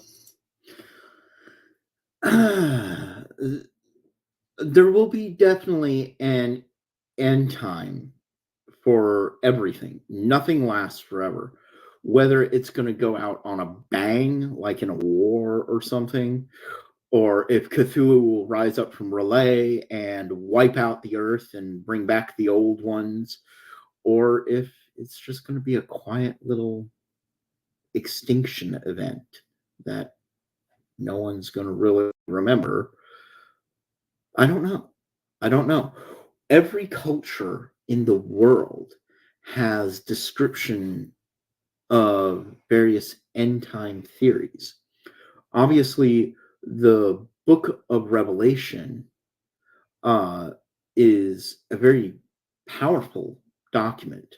When it's a very interesting document, and obviously Satanism draws a lot of elements from that part of the Bible. There's no bones about it. I'm not even going to sugarcoat it. We do draw a lot of what we're about from that part of the Bible. I'm sorry to interrupt, but it seems that we have a bit of an something going on in the comments here between Christ brings a sword and everybody else. Well, Christ brings a sword. I've seen him in my chat before. He likes to get people riled up. And me personally, I don't mind if we get a couple wild animals out there as long as they're not obscene. Yeah, well, I mean, I'm going to warn him, the people he's trying to rile up right now is probably not the right people to be riling up. And if they get too riled up, I will kick them out. I'm not above booting out a person. We also have security in there, and I trust that our security will handle things if it gets too big. But yeah. Anyways, so as for the end times, what's my thought on it? I really don't know. I don't really give much thought to it. When it happens, it happens. When shit hits the fan, I'll grab the closest gun I can and I'll stand my ground. But when it's your time, it's your time. And there's not really much you can do about it. It's fair enough. Fair enough. Well, let's see. What else is there? We've been dealing. Do you think that there's any possibility that there can be some peaceful resolution, that things can be worked out, or do you think that some of these people who've been coming at you are too far gone to have a rational discussion? Let me put it to you this way, and I just put Christ in timeout. Let me put it to you this way. As far as I'm concerned, the Church of Satan would never give a person like me or you a fair platform to speak on or try to share a logical discussion. So I am perfectly happy not giving them the platform either. I do not have any intention of ever giving a Church Satan member a platform at all. And because no, Kane, you didn't scare him off. I put him in timeout. He's still there. He's watching. It's just things were getting a little ridiculous. Apparently, I also just got a notification from one of our security personnel that something is going on Twitter. There is. Uh-oh. Yeah. And what kind of trouble have we got ourselves into this time? Oh, it's our favorite little troll and whatnot. And he's just trolling again. Well, I got a lot of trolls. You'd have to be more specific. I'm not going to name this one right offhand. I'm not going to give him that platform. I'm not going to give him that recognition. So yeah. I'm not going to do that. I'm not, like I said, I'm not going to give Church Satan or any of people like that a platform because they would not give us a platform. Yeah, I can understand that. Oof, goodness gracious. So as far as politics, it seems like since I've been talking to you that you do associate a lot of Republican ideas with stuff. But where do you find yourself in the political climate? I am a registered Republican. You know, I definitely am a Republican.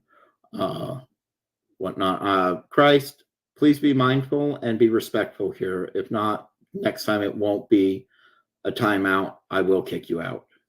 This is me giving you your final warning. My personal views is I am a former member of the National Socialist Movement. I am a former neo-Nazi. And I have no problem saying that openly and publicly. People who know me will know that I definitely am not racist. I am try to be as kind of a person as possible. You know,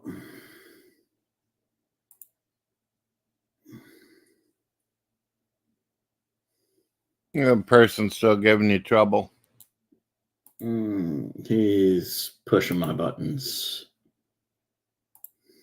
Well, folks, in case some of you don't realize this out there, it is his show and he is hosting, so he has full control over on how he wants to do things, folks. Yeah. He's over on just putting that up there so people can see it. And wrong person. Well, I apologize for the aggravation. If I could pull a Thanos, you know what I mean? I clicked on the wrong person, black metaler. How do I do that? I'm still learning this software. It's all good. You may have to go to the outside of your broadcast if you're wanting to unblock somebody, or you'll have to go to your community section to remove somebody. Oof, that's rough. Hey, could Sarah, how are you? Please get a hold of Black Metaler and tell him I'm sorry that was an accident and I am trying to undo it. So there's only one way I know how to do it. I don't know if it can be done in the comments section. You'll have to go to your video manager where you see all your uploaded videos. On the left, you'll see a section called community and then block. Okay, how do I get there? If you're on the front of your own YouTube channel, click on manage videos. Then you'll see all your uploaded material. On the left side, there's a list of things, and one of them's community. That's where you'll edit that out. And by the way, later on, you should go into your blacklist and add certain words that annoy you that you do not want to see on your screen, and it'll make it to where people can't put the filth up in your comments or up on your live streams. Sound good? Yeah. I'll have to go through it and undo it. And again, Black Meddler, I am really sorry. I did not mean to click on that. You can call it your little black book. Yeah. Yeah.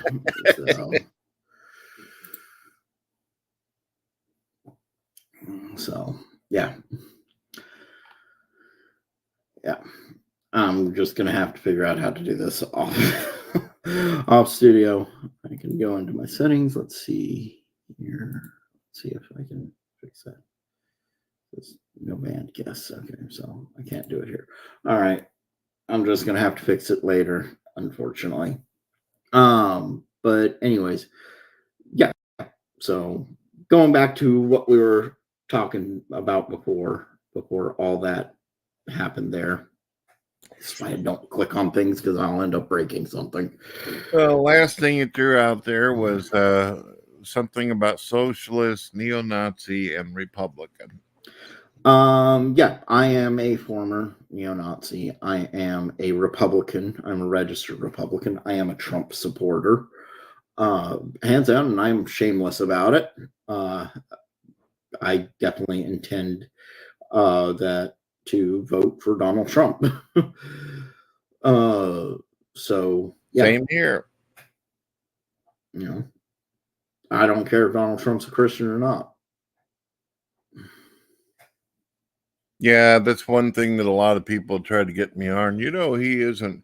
He does things that aren't very. And I'm like, get the hell out of here. America's like a business. He knows how to be successful at business and do it. So I actually think he cares about people and wants to make good changes. I do too. I mean, he's, like you said, he's a businessman, and that's who we need running this country, a businessman, not a politician at this point. A person who can look at America as a corporation, as a business, to make money for itself. And, every citizen here is an employee on some level or another. You got happy employees, you've got a successful business. That's just how it goes. There you go. Can't say I disagree with any of that. Hey, Darwin to Jesus, how are you doing? He's a good guy. He's not a troll. Cool. Hey, Chris, could you see if you could unban Black Meddler? He's our YouTube moderator, so he can go in and see if he can get Black Meddler off of banning for me. I didn't mean to put him on there. Well, there you go. Oh, might I suggest something for you, since I know this is like the first stream that you put together. Maybe you did some stuff in the past, I don't know, but you'll want to put up some kind of stranger danger picture. Like if you decide to invite people in the future, you can cover your screen. Because I, unfortunately, even as nice and loving and cuddly as I am, I get people who want to, for whatever reason, they want to show me their tits and their penis. And as exciting as that is, YouTube doesn't like it, and they'll get rid of me. No, it does not. I mean, if we were able to live stream to something like a BitChute, or if we were on Pornhub or something like that, then yeah, that would be fine all day long. But YouTube does not like that. Not at all. It's a good way to lose your YouTube channel. Yeah, if you feel like you're going to make a stream where you have some of those type of guests, I would recommend Rumble, BitChute, that kind of stuff. Yeah. Something that's a bit more uncensored. I've heard about Rumble. I haven't really checked them out. I have a BitChute channel, but they don't do live streams, whatnot. And yeah, just letting everybody know this. I'm not bringing in any other guests. This is just between me and Brett. The only other guests I might bring in would either be Chris or Kane Blackfire, but those are the only ones that I'm willing to bring in if they want to. But we're not bringing in any other guests for the most part. Yeah, the Rumble's pretty easy. You can create a destination on StreamYards and actually use that. Unfortunately, you have to put in a stream key in order for it to go to Rumble, but it works. Yeah. I I might think actually like check that Rumble. out. You probably do pretty well on Rumble. It's mostly a conservative Republican site, and they pretty much let you say and do whatever you want. You never have to worry about if you say something that might offend a snowflake that you lose your account or anything like that. Yeah, Want to I'm try sorry it? about your feelings, Johnny. I'm sorry about your feelings. You can chase me around in your GIMP suit later. He's a friend of mine. I've never understood how people are able to wear the GIMP suit. It looks like it's hot, you know? It is, from what I understand. It is. But yeah, Johnny's a pretty good guy. You'd actually like him too. You know, he's our Tennessee grotto master. So when you're not doing politics or theology and all that, what do you do for fun? What's the enjoyment? Oh, well, I got my family. I got my dogs and everything. During summer months, so probably you might find me out mowing my 4 acres of land. That's fun. Enjoying a nice little stogie, or when I'm inside and I got time, probably find me playing a video game or writing. I'd like to write a lot. I have a lot of things that I need to write. So I got an interesting question for you. You obviously watched that entire video I did. There was an interesting part towards the end where the host was asking Anton about laws and justice and all that, and he said that he sounded like he was saying that justice is an illusion. What's your view on that?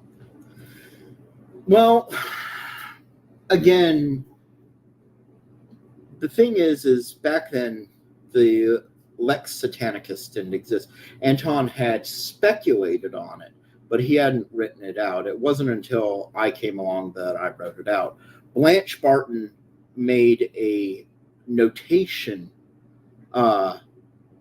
Yes, Kane, you will have your chance. We can bring you on in the next video. Hell, if you have your webcam, you can jump in on this right now and I'll bring you in. You're one of the few who I will bring in. But the Lex Satanicus did not exist at his time, but he had speculated on it. And the justice he's talking about is the morality, and it's nuanced by culture. Justice is an illusion, just as morality is a lie. And because each culture will have their own different brands of justice. We were talking previously about Sharia law and how in the Islamic culture, if a woman is gang raped, she's the culprit, not her rapist. She's the one who gets stoned to death. You know, and I would say that's a pretty good understanding of justice being an illusion. You're going to have to click in, dude. Well, I guess one of the things Darwin for Jesus is actually a pretty cool dude if you do decide to bring in some other folks. But what I'm getting at, though, is more on objective morals. And it seems as though you do have a code that you do see that certain things are wrong. I mean, obviously you do because you brought up the little girl in the tree thing, right? Mm-hmm. Yeah. So what I'm asking is, do you believe that a god or a deified entity has created some form of objective morals? Whether a human likes it or follows it or not, it's still there, a rule. I really don't know on that. I would say no deity has made any sort of objective moral. Because the way I look at most deities, I mean, you got to remember my encounter with God was that he was a very malevolent, hateful being. But most people will say God is peace and love. Well, the truth of the matter is God himself, like most deities, is amoral. They have their own perspectives. They have their own objectives. And so what may or may not be justice for them is different per person. So, yeah. Per deity, I should say.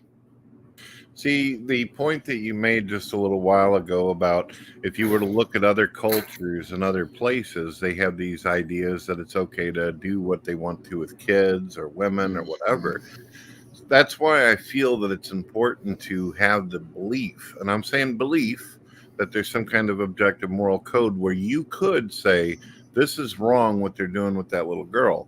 Because if you didn't have the objective, somebody could simply argue, well, it's just your opinion that's wrong and keep on doing it. You see what I mean?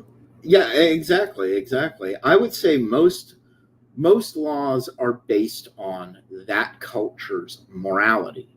So in religious law, the religious laws are based on that religion's moral conduct. You can ask many Satanists, and a lot of us, we have, to us, Vlad Tepes is a saint. We view him as a patriot of his country. We don't view him as a monster or terrorist. I mean, even though he did horrendous things, nightmarish things. You can only impale so many people out in a field, and before you can be considered a monster. And in his country, Vlad Tepes is exactly that. He was considered to this day a saint, Vlad Tepes. I'm going to go ahead and bring in Cain Blackfire now. He is the Grand Archon of the Satanic Thulian Society and my second in command, and so we will hear from him. Hey, Cain, can you hear me? All right. Yeah. How are you doing tonight? You might want to do something about your light in the background, bro, because you're like solar flaring the shit out of us, and give us like a secondary light. Hell yeah! I thought I was going to astral project for a minute there. Yeah, I thought we were going down the tunnel of light there for a second. There we are. That works. Yep. Oh, definitely. Cool t-shirt, man. What was that? I said cool t-shirt. Isn't that like Thanks. spring or something? I just got it. See, he just got it and he had to show it off and whatnot. See, I wore this shirt in my one movie appearance in a short film that I was starred in. What's your shirt say on it? It looks like it says crimes. I can't see it clearly. It says Crime, which was the name of the band that we were portraying in the movie. The movie is called Into the Fold, and it's won a couple awards too. I mean, it was professionally done. It was a really good movie. I was looking at some of the tenets and some of the sins that they say on the Church of Satan site, and one of them is absolutely under no conditions do they get to harm children. And of course, I agree with that. I agree with that philosophy. Looks like we lost Cain. Oh, noes. Were you able to hear any of the spew that I just put out there? Yeah. So it seems to me that they're actually saying that this is their objective truth. And if you go against it, then you don't get to be a part of our sect or our group or something like that. Do you agree with that? Absolutely. We do not harm children at all whenever possible. Of course, there's things that happen that might be outside of your control. As people note, I did go to jail myself under what is called child abuse charges, but it's not because I actually hurt my child. It was because, I trusted my wife to handle things while I was working for our landlord. She walked out on us, and I was the parent left holding the bag. So I was the one who was held accountable. And, I served my time and, got out. I was only in for 6 months. Sorry you had to go through that. Yeah, it fucking sucked. But, hopefully one day I'll get to see her again. So, Cain, what's your take on this? What do you have to add to what Brett just asked us? My microphone cut out when he asked. So what was the question? Well, I was talking about, at least with the Church of Satan, I don't know if you're a part of that set, but one of their tenets is don't hurt children under any kind of condition. And I was looking at that, and I noticed that there was a lot of rules they had that I actually agreed with, that actually go along with it. And even earlier, you said it's not about treating others as you want to be treated, but it's how they treat you. Mm-hmm. So I do think these are actually pretty decent rules, but they also come off as this is the objective moral rules that one should follow if they want to be a part of that sect. Yeah. Just to answer Dark Moon's question really quickly, using the term whenever possible brings into the nuance that sometimes things go outside of your ability to control. So say you're driving down the road and you swerve and you get into a car accident and you're rolling and you accidentally hit a kid. It's not like you're actually looking to hurt that child, but you sort of did by accident. So that's whenever possible. Well, I personally, and this may come off weird, but I don't think that all children in the world are innocent either. No. I've done a lot of research on sociopaths and psychopaths, and they start out early, choking the cat, killing the parents in their sleep. So, yeah.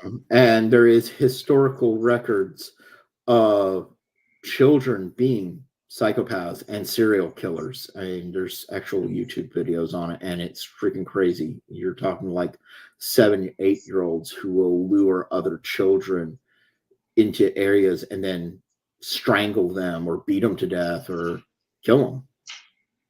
Right. So I don't have a lot of the same philosophy that some of the other brands of Christianity out there have, where all children are innocent. I don't believe that. I think some of them are cruel from the womb. Yeah. Bad seeds, it happens. Your take, Frank or King? Yeah, I do. I do not believe children should be harmed at all. I very strongly believe that it is our job to protect children, especially from those who would use religion as a tool to brainwash them instead of allowing to make their own decisions. I consider that also to be a very destructive way of harming children. But I very much do believe that there are children that are born with, as you said, the bad seed, and those children as well need protected, and they just need more guidance, in my opinion, than most children. Yeah, definitely, I agree with that. If you don't mind, I got to use the ladies' room. I'm going to throw up a "Be right back." All right. Be right back. Nice to meet you, by the way, Mr. Kane. Nice to meet you as well. All right. Seems that we have one of our trolls and their whatnot. So, which one is it? Brett said that he shows up and you like stir the pot. The Christ brings a sword. I think it's funny that he's called that when Christ isn't about war at all. I know. I was like, huh? Well, here's the thing. If you remember your Revelations, Christ is supposed to come back and he is going to be carrying the flaming sword at that point. He's also supposed to come back as a 7-eyed lamb. So that's true. How many forms is he going to take before he picks a gender, technically? Yeah. I would say I'm going to hell, but that's kind of the goal here. Yeah, it kind of is. It kind of is that. Hell seems like a very comfortable place. You know, man, I got to tell you, in the past couple of days, I've been doing a lot of study with the hellscape, and knowing what I did a couple of days ago, I mean, that really opened a lot of doors mentally and spiritually for me for the hellscape. Yeah. And this is something that we were talking about earlier is, doing the meditations and performing the astral projection and studying all that stuff. That way we can actually see what is going on the other side. Yeah, absolutely. Absolutely. No, Dark Moon, you're not going to change our minds. Unfortunately, I know you'd like to. I know a lot of Christians would like to change our minds, but you got to understand we've been doing this for years. We're pretty well set in our ways.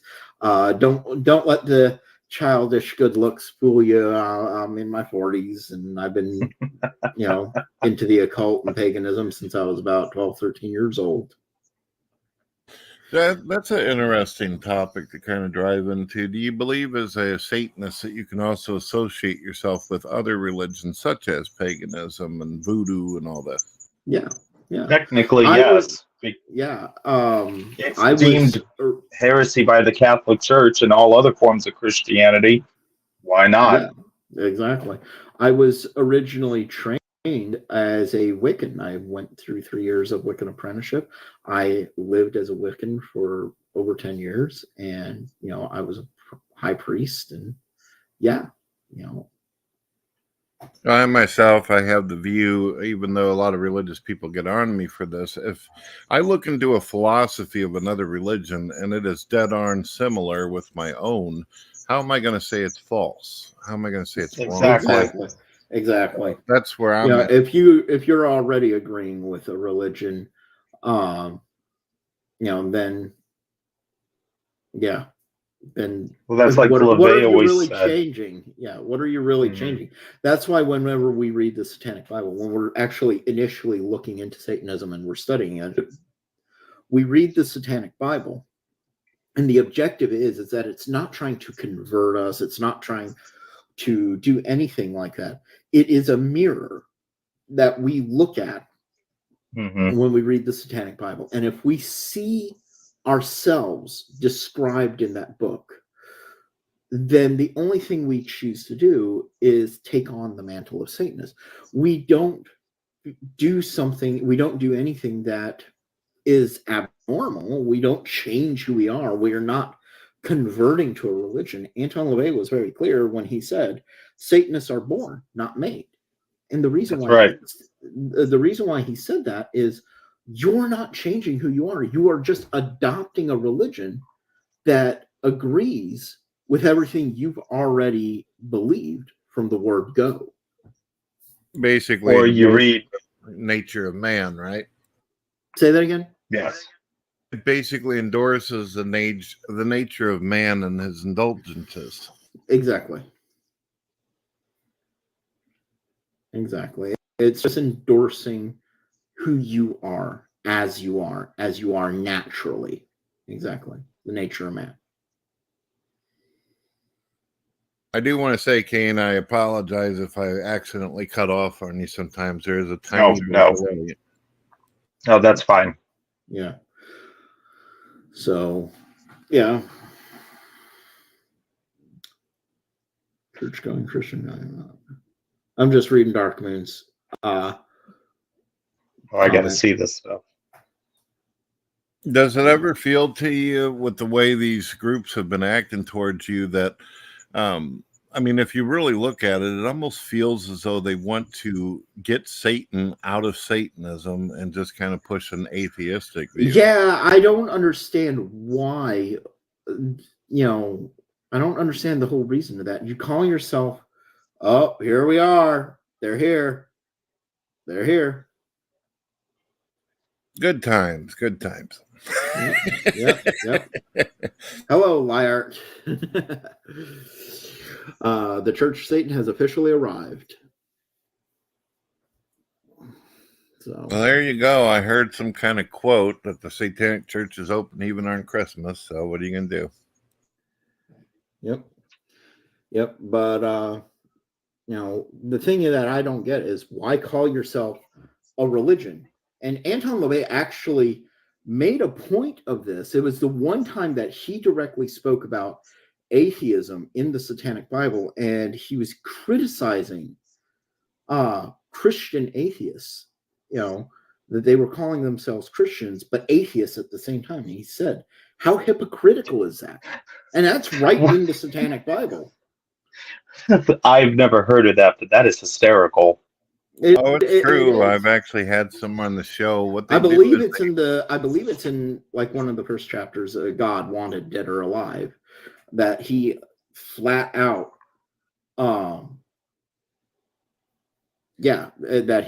said, how hypocritical is it to call yourself an atheist and then try to align yourself with a religion?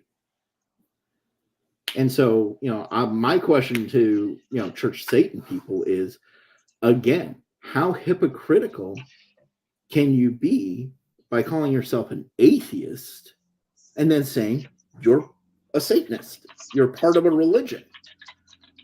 Because atheism is faithlessness.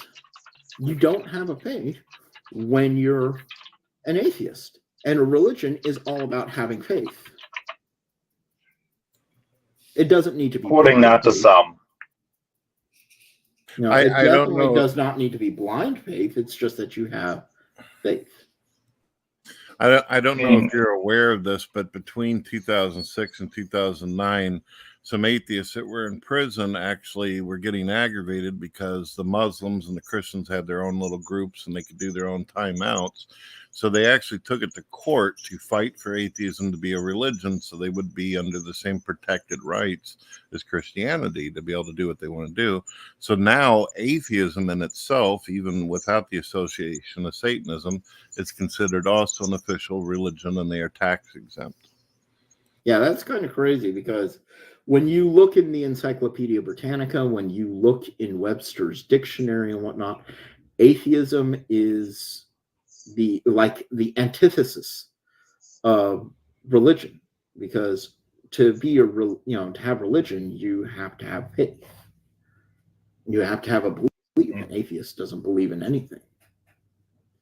Keen, you haven't had the opportunity to run into a Christian atheist yet. It is fascinating. I've had a couple of these folks. Not. Their game is like this. Here's how the summary is. They don't believe that Jesus was God. They believe that the human actually existed, but they don't believe in the supernatural part of it. But they endorse the philosophy of Christianity, if that makes sense. They just don't endorse the guy behind it. Yeah. Well, I guess in my opinion, that's a little bit better than mainstream Christianity. At least they know that they're making their own choices and they're not leaving it up to the big guy in the sky. I mean, that's how I view it anyways, coming from a deep Catholic background. And this is coming from a former Catholic bishop, mind you. Yeah. So if you don't mind me asking, this is obviously sounds like a pretty deep corridor that you went across from Catholic bishop to what your view is now. If you don't mind, can you explain how that transition happened?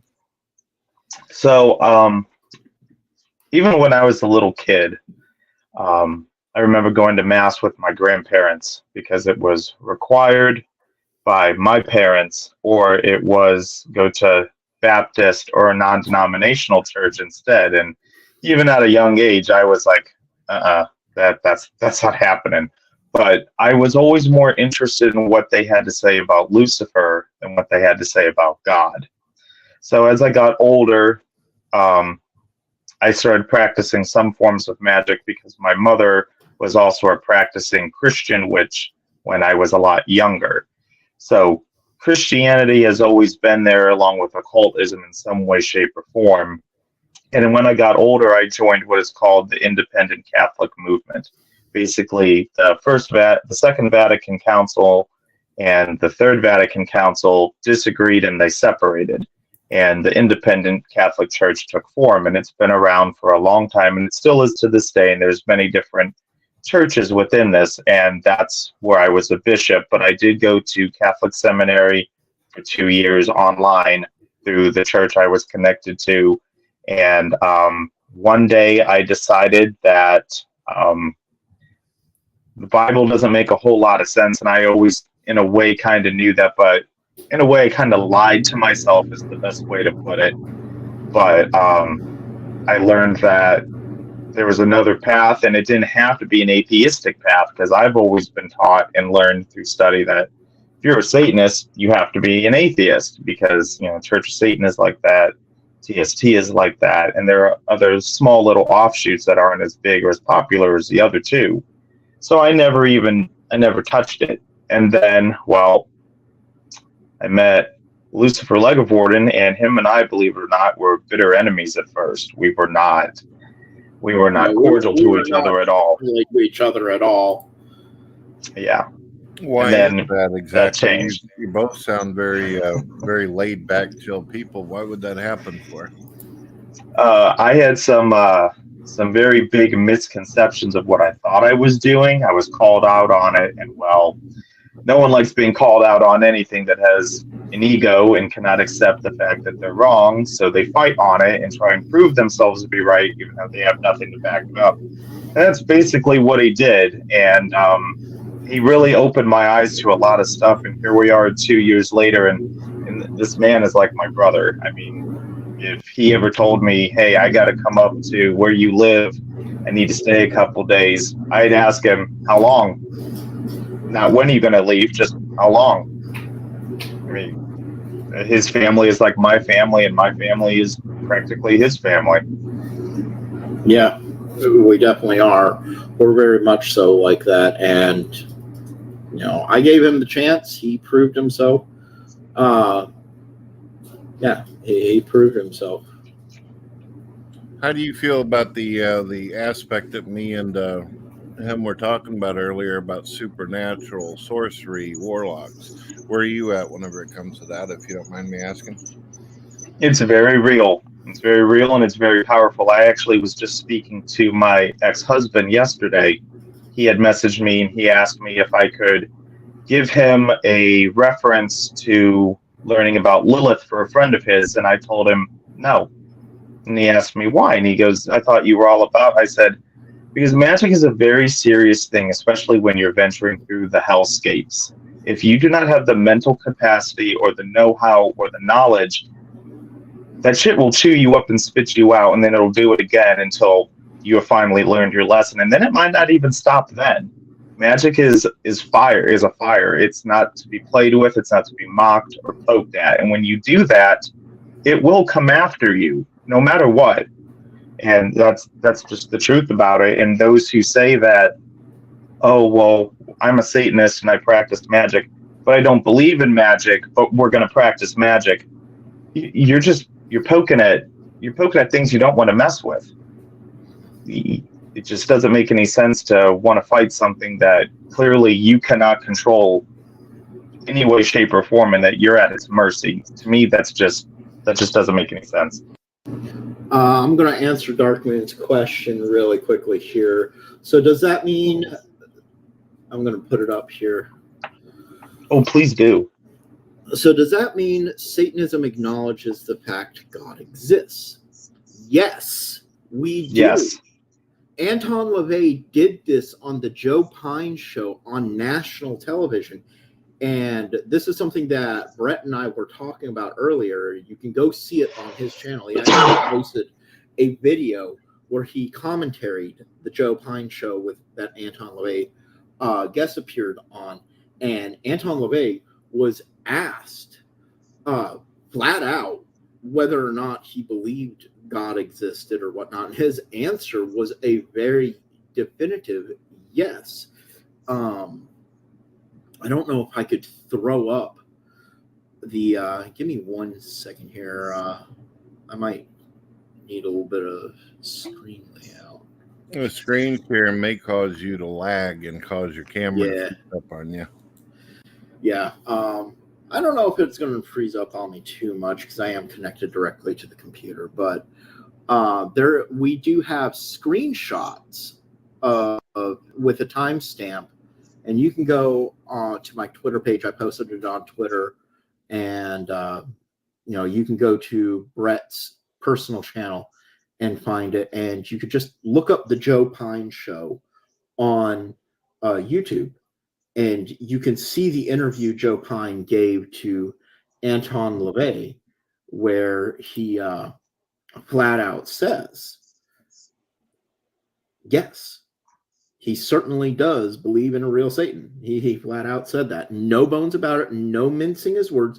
No saying, I believe in God, but No, he didn't say that. He just flat out said, yes, I certainly do believe God exists.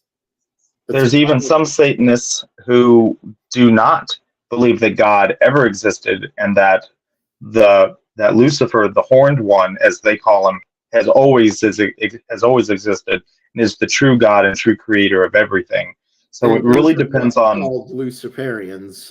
Most of them yes, are the European Luciferians. yes, That's a very interesting topic that we can go into in another video.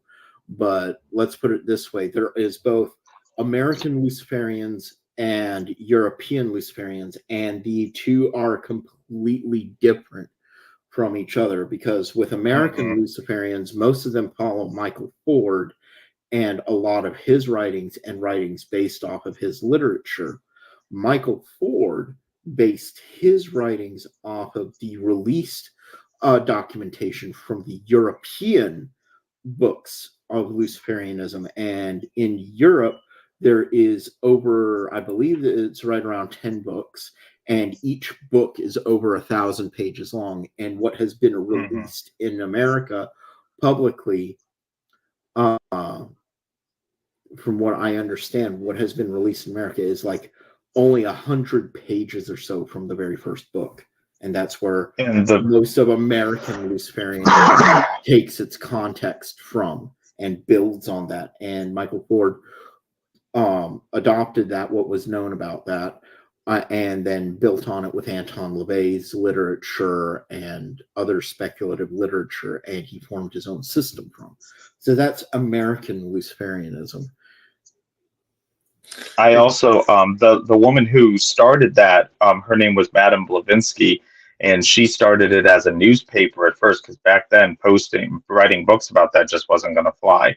And she had a newspaper called the Morning Star, and I actually know and am friends with one of the main members of the German side not the German side, the European side over there, and I was slightly affiliated with them for a little bit before coming to STS. Yeah. Lyart Bain makes a very good point, and I'm going to point out here, and you can read it on page 44 of the Satanic Bible, and she is correct. I believe it's a she. I'm not, but I get the sense it's a female. But LaVey certainly did talk about man creating his own gods. And I briefly touched on this in your podcast too, where we view that God and Satan, though very real, is an egregore. Okay, thank you for correcting me there, Lyart. I appreciate that. That God and Satan are an egregore. They're very much real, but they're man-made entities. They're created thought forms, and that they do have their own consciousness. They do have the power to influence our lives and the world around us. But at the end of the day, man has the ability to create his own deities and destroy his own deities at the same time. So that is an accurate statement that Lyart actually put out there from the Satanic Bible. It is accurate and whatnot, and we actually do view it as that man does have the ability to create his own gods, that all of mankind's gods and deities originated from man's own creative thought process. That was one of the actual questions I was going to get at just a moment ago. Do you believe that Satan is a created being, or did he always exist in the ethereal with God? I definitely would have to say he is a created being. But that being said, when you have over 1/3 of the human population who actually believes that God and Satan are real beings and derives that much energy towards them, would it not be possible for these non-human beings, these non-corporeal beings, these transmutable entities, to be able to go back and forth throughout existence and maybe set things in motion that would eventually create themselves? It's possible. I'm not going to sit here and say it's impossible. I'm not going to sit here and say that's definitely what it was, but yeah. You had said that one could actually use the power of thought in order to be able to create this transformation of your own gods and all that. Now, surely you most likely believe, since this is such a vast universe, there's a possibility of other life forms that are superior to us, right? Exactly, yes. So if that is the case, and it's very possible also that an entity like God or the devil could have actually been, in a sense, their own entity with the ability to project their thoughts, just as you say humans can, right? Very much so. And even that has various levels of support when we look in Cthulhianism. Mind you, Cthulhianism is a relatively new religion, but it was influenced by Anton LaVey, who was earlier influenced by the creator of Yog-Sothoth authority, H.P. Lovecraft, who wrote all of his novels and everything. And Anton LaVey being inspired by that, especially the Lurker in the Darkness or whatnot, he took a lot of elements such as the Church Starry Wisdom, the Shining Trapezoidahedron, and whatnot, and he used that as a platform to build up his Satanism. In Cthulhianism, it talks about in this story, The Call of Cthulhu, that this deity reaches out in people's dreams, Cthulhu, and calls to them to lead them to whatever beliefs that they may want. This has been reflected in many religions the world over, that, you know, deities and beings have spoken to people in their dreams and whatnot. Could Satan be, you know, something like that? I am not going to rule that out. I am not going to say that's an impossibility. Absolutely, it is possible.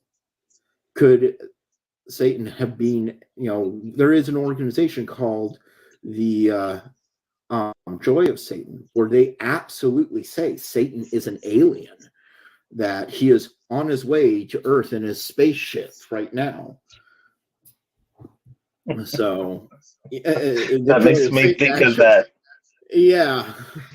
That guy who threatened you with Black Jesus, Black Space Jesus. Do you remember that? Black Jesus is going to come down dressed like Dr. Doom, Darth Vader, riding on top of his flying saucer and cut my head off. Yeah. That actually happened. I got threatened that way. Yeah, I remember that. It's interesting that you bring that up, because I've actually been going back and forth with other Christians about is there aliens, and they believe, a lot of them believe that if you see something out there, then it's not actually an alien, it's some kind of celestial entity associated with God or the devil or something. But I find that unusual. My question was always, if God is going to create a vast universe, 200 billion light years across, with billions of planets as far as the eye can see, then obviously he's got other plans besides us. And exactly. some folks don't like we that. would be very ignorant and stupid to think of ourselves as the only existing thing in this universe. I very much so do believe in aliens. I do believe in flying saucers and UFOs. I've had my own experience as a child that led me to that belief, and it was a firsthand experience. I've had experiences as an adult going out on sightseeing things where I spotted things in the sky that I cannot explain. You know, could it have been a natural object? You know, could it, whatever it was, it didn't look normal. And yeah, so, and then common logic states that if we are here on this ball of dirt floating in this great big cosmos, how ignorant will we have to be to assume we're the only ones? Could it be possible that we're the only ones? Yeah, but it's very unlikely. If we're here, there's probably aliens on other planets having the same exact conversation that we are somewhere, maybe. That is one of the things I also got into it, and I ended up basically doing what you call a drop the mic moment on a few religious folks, because they said, if you see a spaceship, then that's probably a demon or an angel. And I said, if angels and demons actually have the supernatural ability they do, they don't require mechanical devices to get around. So, they're just like, well, Exactly. I mean, well, think about it. In the video game series Doom, the demons in Doom are also aliens. It's a really weird quandary. Yeah, they're interdimensional, aren't they? Basically, the universe has layers. Basically that hell is a dimension parallel to ours, and they're locked away. It's been a little while since I hit up some Doom. I've been trying to give Starfield every chance in the world, but that game's a little slow for me. Oof. Currently, I'm playing the Resident Evil series. Oh, I'm a rough. Actually, I just started playing Dante's Inferno again. Ah, cool. That's a good game. They have a Dante's Inferno game? Yeah, it's for the years now. It's like God of War. It plays like God of War. Yeah, it's actually really good. There's also a tie-in anime to it. Yeah. And you go down. You got your Dante, and you got Virgil escorting you, but you're coming back from the Crusades, and you find your way into hell. I forget exactly. It's been a long time since I played the game. And then somehow you end up with your Crusader's cross stitched to your chest. Those are all the sins he had committed to take him down there. Murder and greed, and all this other stuff. Yeah. So it's a good game. You should try it out, Brett. How would you describe hell as being like different levels, being like a Dante's Inferno, or do you see it another way? I heard Anton mention that there's a layer that is cold. Yes. The ninth. When you actually read the Satanic Testament, there is a section in it called the Book of the Hellscape. And when we put that together, we certainly used Dante's Inferno as a model to describe our version of hell. In our understanding of it, and we use a technique that was originated by Michael Aquino, which is a meditative writing technique. So it's sort of like something else is speaking to us and we're typing it out. It's not a very difficult technique to use, but it's what he wrote the Diabolicon with, and many of his more esoteric writings was apparently supposed to be speaking to him, and many members of the Temple of Set utilized the same technique, and so certain members of STS, including myself, have utilized this technique, and that was the technique we sort of used for the Book of the Hellscape. And yeah,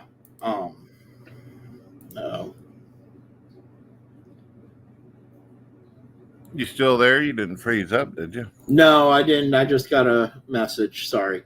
And we do describe it as layers, and different sections. Some of these sections have different names. So, like the second level of lust, we call the Cupido, which, when you understand Latin and ancient Roman, Cupido means lust. It's obviously a reference to the god Cupid. I don't know if you've seen some of my videos on this, but I am what is referred to, at least some of the brand of religion that I go with, is annihilationism. Have you ever heard of this? Annihilationism? No, I've never heard of. I've heard of nihilism, but no, not nihilism. Annihilationism. Nihilism is when you find no meaning and purpose and things. An annihilationist is a person who believes in the second death, that a soul can actually die, that it can be destroyed. As the Egyptians believe the same thing.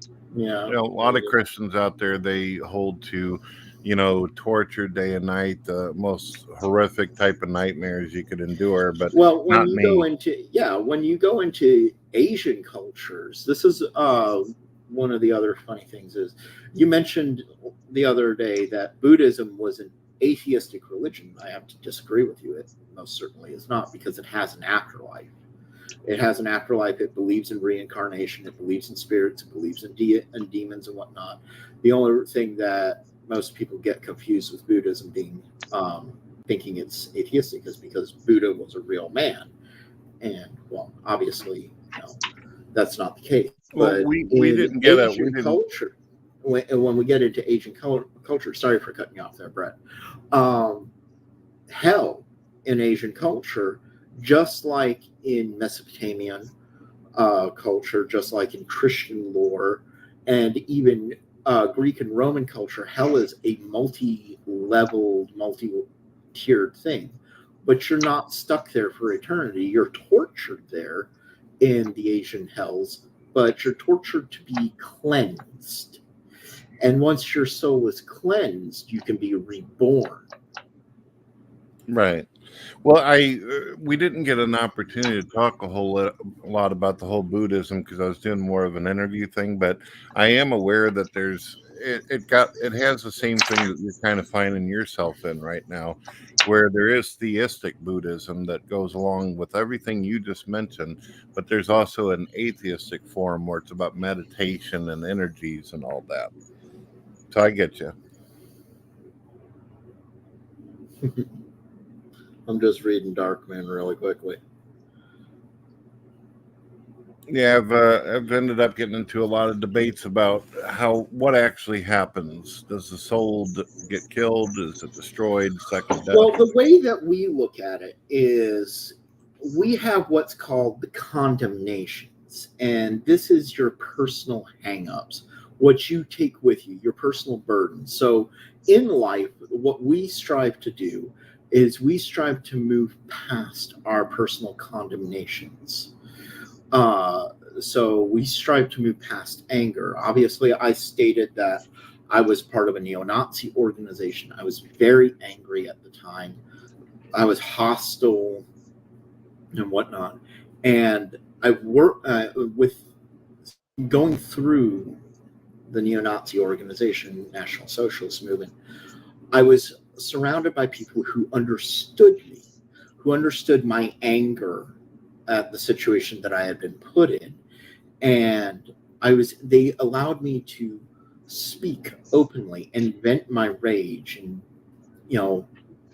point the finger at what made me mad, and just allowed me to express that. And by being able to do that, I was able to eventually let go of my anger and move beyond what had bothered me, what had put me in that situation, and where I could let go and just be, a normal person again, and where I could walk away from that and, be accepting of people, regardless of their religious beliefs or skin color or anything like that. And people can actually see in STS that, yeah, I moved beyond that. We have other National Socialists who are in STS, and eventually I plan on bringing them on the channel and having good interviews with them as well. But the point of the matter is being able to move beyond your hang-ups is the critical thing. So when we were talking about personal hang-ups, when we were talking about the movie What Dreams May Come, the suicide of the main character's wife, Robin Williams' character's wife in that movie, she was wallowing in her own grief in hell. But when she was able to move past her own grief, she was removed from hell and placed into paradise. She was brought back with him into paradise, and his sacrifice was able to release her. He was willing to stay and wallow in her grief with her. And he moved past his own personal hang-ups, and by doing so, she was able to move past her own personal hang-ups and get reborn if they so chose. And that's a good example. That is That one good example. reminds me of a quote. You've probably seen this, probably one of your classics that you enjoy, but have you seen Jacob's Ladder? I saw that once in the theater when I was a kid, and I really didn't understand it. I've never watched it again. Well, there's a part where the psychiatrist is talking to Jacob, and he says, if you're frightened of going to hell or dying, and if you are seeking out angels, you'll find angels. If you're looking for demons, then you'll find demons. It really all depends on where your heart is on that. Yeah, we don't believe that demons will torment you in hell. We believe that you bring your own personal demons. Yeah, I've always thought about that too. If one doesn't have a physical body or a nervous system anymore, then they shouldn't be suffering from any kind of physical pain.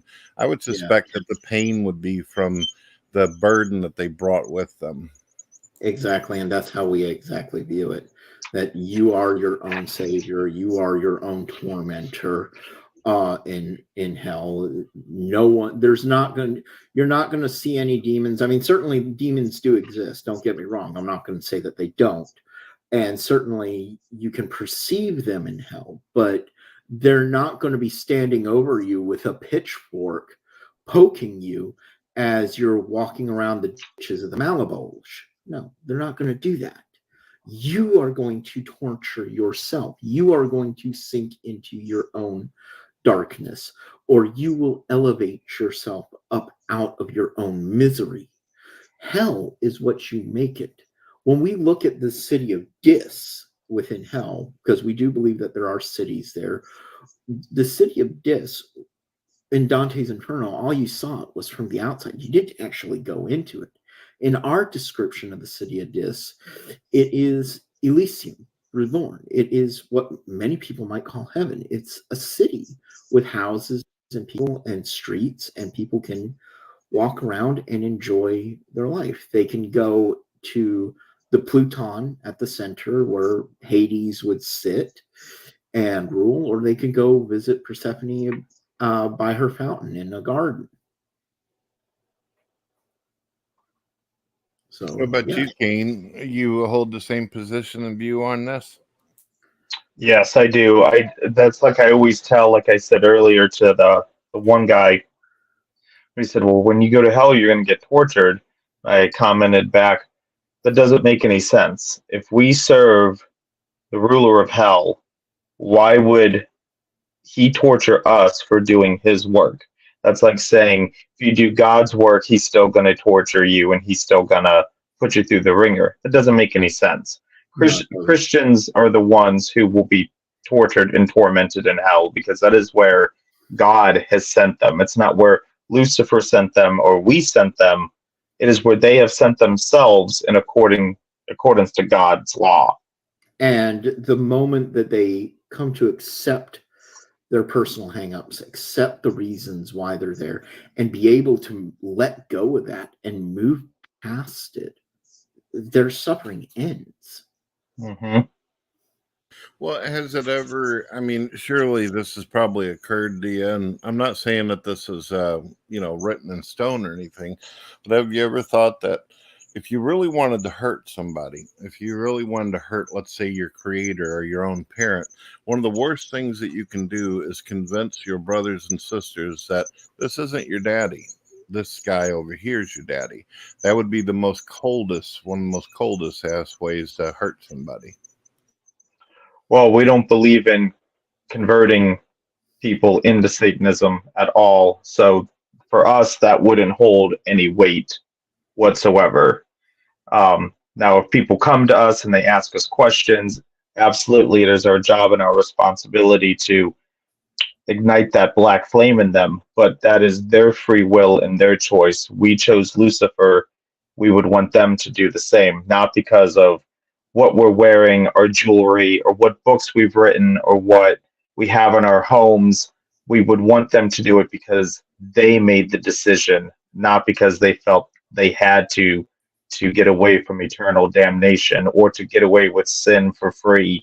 It's not about any of that. It's about you making your own choice and seeing, for us at least, what is real, and what is controlling. In Gnosticism, the demiurge is considered to be the Christian God, and they say up and down, left, right, and center in there, you cannot trust a word he says because he is a liar.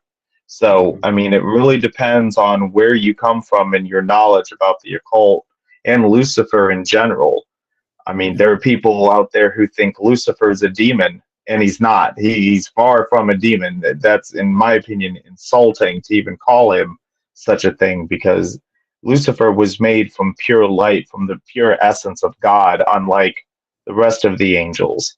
So Lucifer has literally, in my opinion, the same powers as God, if not more, because more people nowadays flock more to Lucifer and even atheistic Satanism, and that still powers that engine in some way, shape, or form, because we all have a psychic connection to the dark and the light.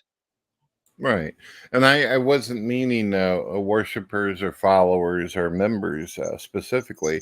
I was talking about if we were to just hypothetically remember that it's the malevolent entity who has this hatred, who wants to basically cause those who may have served God to fall under him.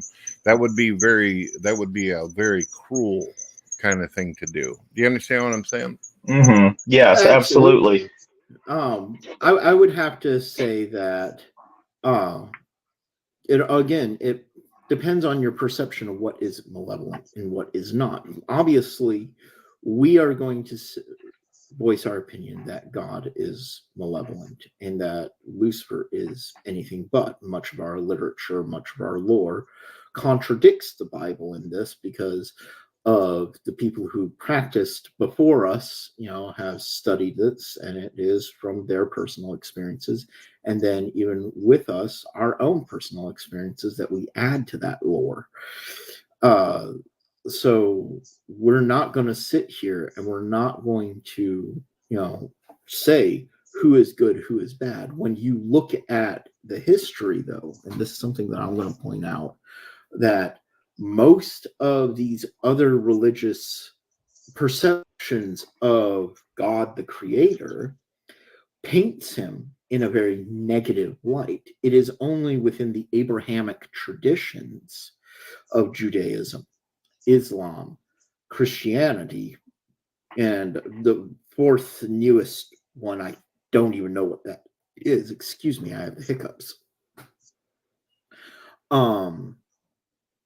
It's only the Abrahamic traditions that paints God as being a good, just being. But when we go outside the Abrahamic traditions, such as Atonism, which is one of the earliest conceptions and documentations of the Christian God showing up somewhere, and this is in ancient Egypt with the father of Tutankhamun, King Tut. I believe his name was Akhenaten. Yes. Yeah. This is the pharaoh that, after he died, his name was stricken from every surface in Egypt.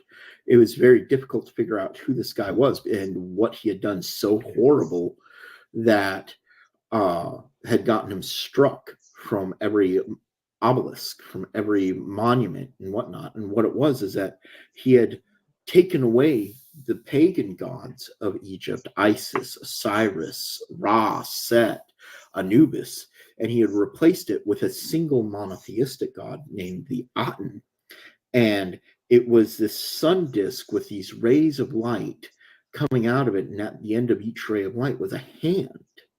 The Aten in ancient Egypt, we can identify as being the same deity as the Christian God just by the similarity in lore. In ancient Egypt, any deity that says that it created the Nile River, because the Nile River was the life-giving river that fed all of Egypt, that is the equivalent of saying, I created everything. I created man. I created the world. And we look at the Bible and we can draw those parallels. So the Aten is one of the earlier creations, or incarnations, I should say, of the Christian God. And even then, after Akhenaten died, the Christian God was eradicated out of Egypt and the old gods brought back. Why is that? How did that happen? It happened, and it's well documented to happen. Atenism was rejected, and that's not the only culture that happened in. And we have to remember that. We have to bear that in mind. Right. Have you ever, you obviously studied and researched a lot of positions in religion. Have you ever looked into maltheism? For some reason, when I was listening to LaVey, I got kind of a sense of maltheism to it. I don't think I've ever heard of that one. It means that a person believes that God has a dual nature, that he's not all good and he's not all evil either. It's basically he uses whatever he wants, whatever benefits him, even if it causes suffering or it causes something that's an advantage for humans or whatever it's created. Basically, God is capable of not always being loving, that he can do. I think he demonstrates that quite clearly in the Bible. That's how Allah is as well. Mm-hmm. Yeah, even in the Bible, God says, "I giveth and I taketh away." Yeah, I got that kind of sense. I was reminded of maltheism when listening to LaVey, because if you remember, he was questioned at the end by people in the audience, and they said, so what about all these great things that God did? And he said, yeah. You know, I follow along with you, but what about this? You know? Yeah. So, yeah, it sounded... You know, certainly there has been, like Anton LaVey pointed out, there has been many beautiful works of art created in the name of God. There most certainly has been. But then we can also turn around and say there's been many beautiful works of art created in the name of Satan. There's been many wonderful stories written in the name of God. And then there's been many wonderful stories written in the name of Satan too. One of my favorite painters actually goes off of both. He was an occultist, and he did a lot of paintings, and he did them in the art of Revelation, and that was what is his name? It just escaped me. He painted William Drake. That's his name. I don't think I've ever paid much. You've seen it. I believe you know that giant painting I have in my living room of the red dragon on the rock? Yes. That's William Blake. That's also the red dragon is the same art that was used in the Hannibal Lecter movies, The Red Dragon. Red Dragon, which William Blake is the one who painted that. People who don't really follow the Anthony Hopkins Hannibal Lecter movies, that movie was actually a remake of an earlier movie called Manhunter. Yes. Yeah, it has one of my favorite CSI guys in it. The guy who played Carl Grisham stars in the main thing in that. That is an amazing piece of work of art. Yeah, I have to agree with you right there. And it's beautiful. And he made a series of those paintings too, if I'm correct. Yeah, there's a lot of them. I own at least, I mean, they're not originals, but I own at least 4 of them. Yeah. Cool. Because he's very inspirational to look at. He is. All right, guys. Well, we've been on for well over 2.5 hours now. I think we've covered a lot of ground here. So I'm going to start wrapping this up. And we're going to wrap this up, and we're going to get out of here within the next 5-10 minutes and everything. Just to recap on what just the main discussion here, going back to the Church of Satan and their behavior, Brett, do you have any recommendations of things that the Church of Satan members can change about themselves when interacting with outside individuals, such as myself, such as yourself, or just other people in general that they may not agree with? Well, I'm going to say my suggestion advice, and I know some religious people out there are going to think this is weird, but you get more flies with honey. If your agenda is that you want to be in politics and you want people to look at you as a normalized group where they want to be involved, you should probably not cast and disavow people and accept people what their views are. And that suggestion goes out to Christians as well as Satanists who behave in this manner. If you want to make friends and live a good life and not have enemies, then don't make them. Yeah.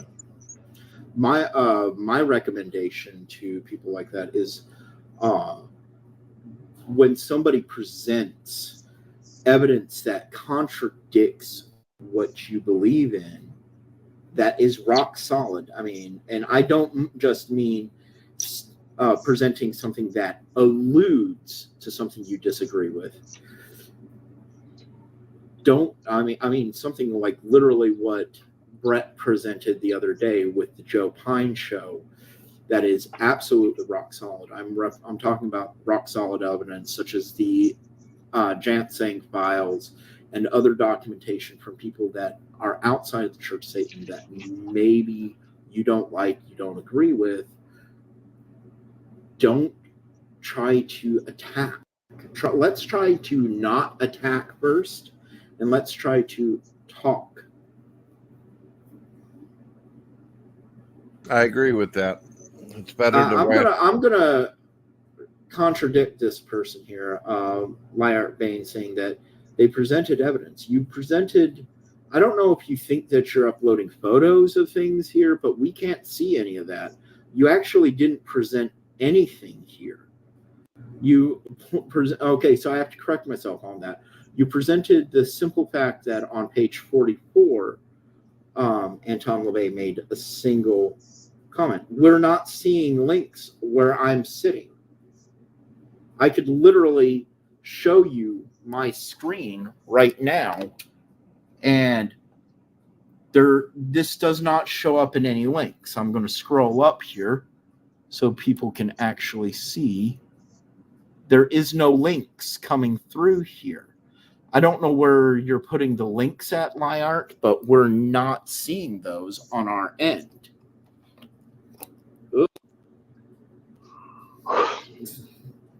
I still just messing it up now. I mean, you are absolutely. When I was making the video and all that, I made sure to go. I wanted to hear what the founder of Satanism himself said, not some kind of hearsay, because I know that the Satanic Church has dealt with the mainstream media and the lies that have been told about you guys as well as Christianity. So I went to the guy himself to see what he thought. And there's numerous documentaries made about Anton LaVey where he spoke very clearly and plainly and openly. And such as a Cult Explosion 1970, there's a video that here on YouTube as well that people can go see. And Anton LaVey's section is near the end. And within the first 3 sentences, literally in the first paragraph of him speaking,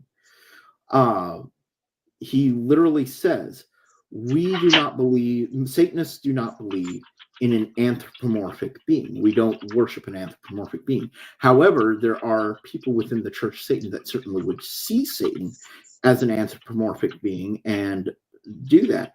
And we do not discourage them. So that's right there, stating that they are allowing theism within the Church of Satan. The Church of Satan was not atheistic in its nature.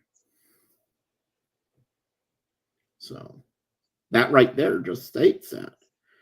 And that's another point that Church of Satan has always tried to browbeat over people's head, is that it was always atheistic. No, it wasn't.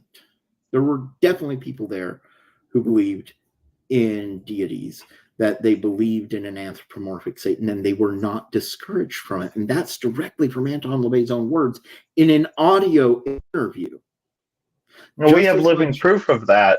I mean, Michael Aquino was right there. Like, he was very close to LaVey, and Aquino has even said that there is an entity of darkness out there, and he perceives it as Set, because that is who came to him. Rex Diabolus Church as well. Rex Diabolus Church, Brett, I know you probably don't know who he is, but he was a very big occultist in the Church of Satan in the early 2000s and going backwards. He knew Anton LaVey directly. His family, I believe he was like one of the first second generation Satanists around that time. You can correct me if I'm wrong, people, but that's what I was told at one point, and I believe that's how it was presented to me, that he was a second generation Satanist. His parents were also members of the Church of Satan. And yeah, he flat out resigned from the Church of Satan, citing that he could no longer be a member of the Church of Satan because he believed in a very real Satan. I think I was going to say that Anton said something very interesting also.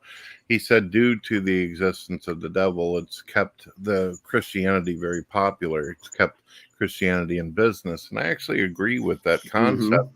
And I think the reason why these atheists might be coming at you so hard, who also claim to be Satanists, is because they probably believe that as long as they hold to the idea that Satan is real, in a way, it promotes the concept of God's existence as well.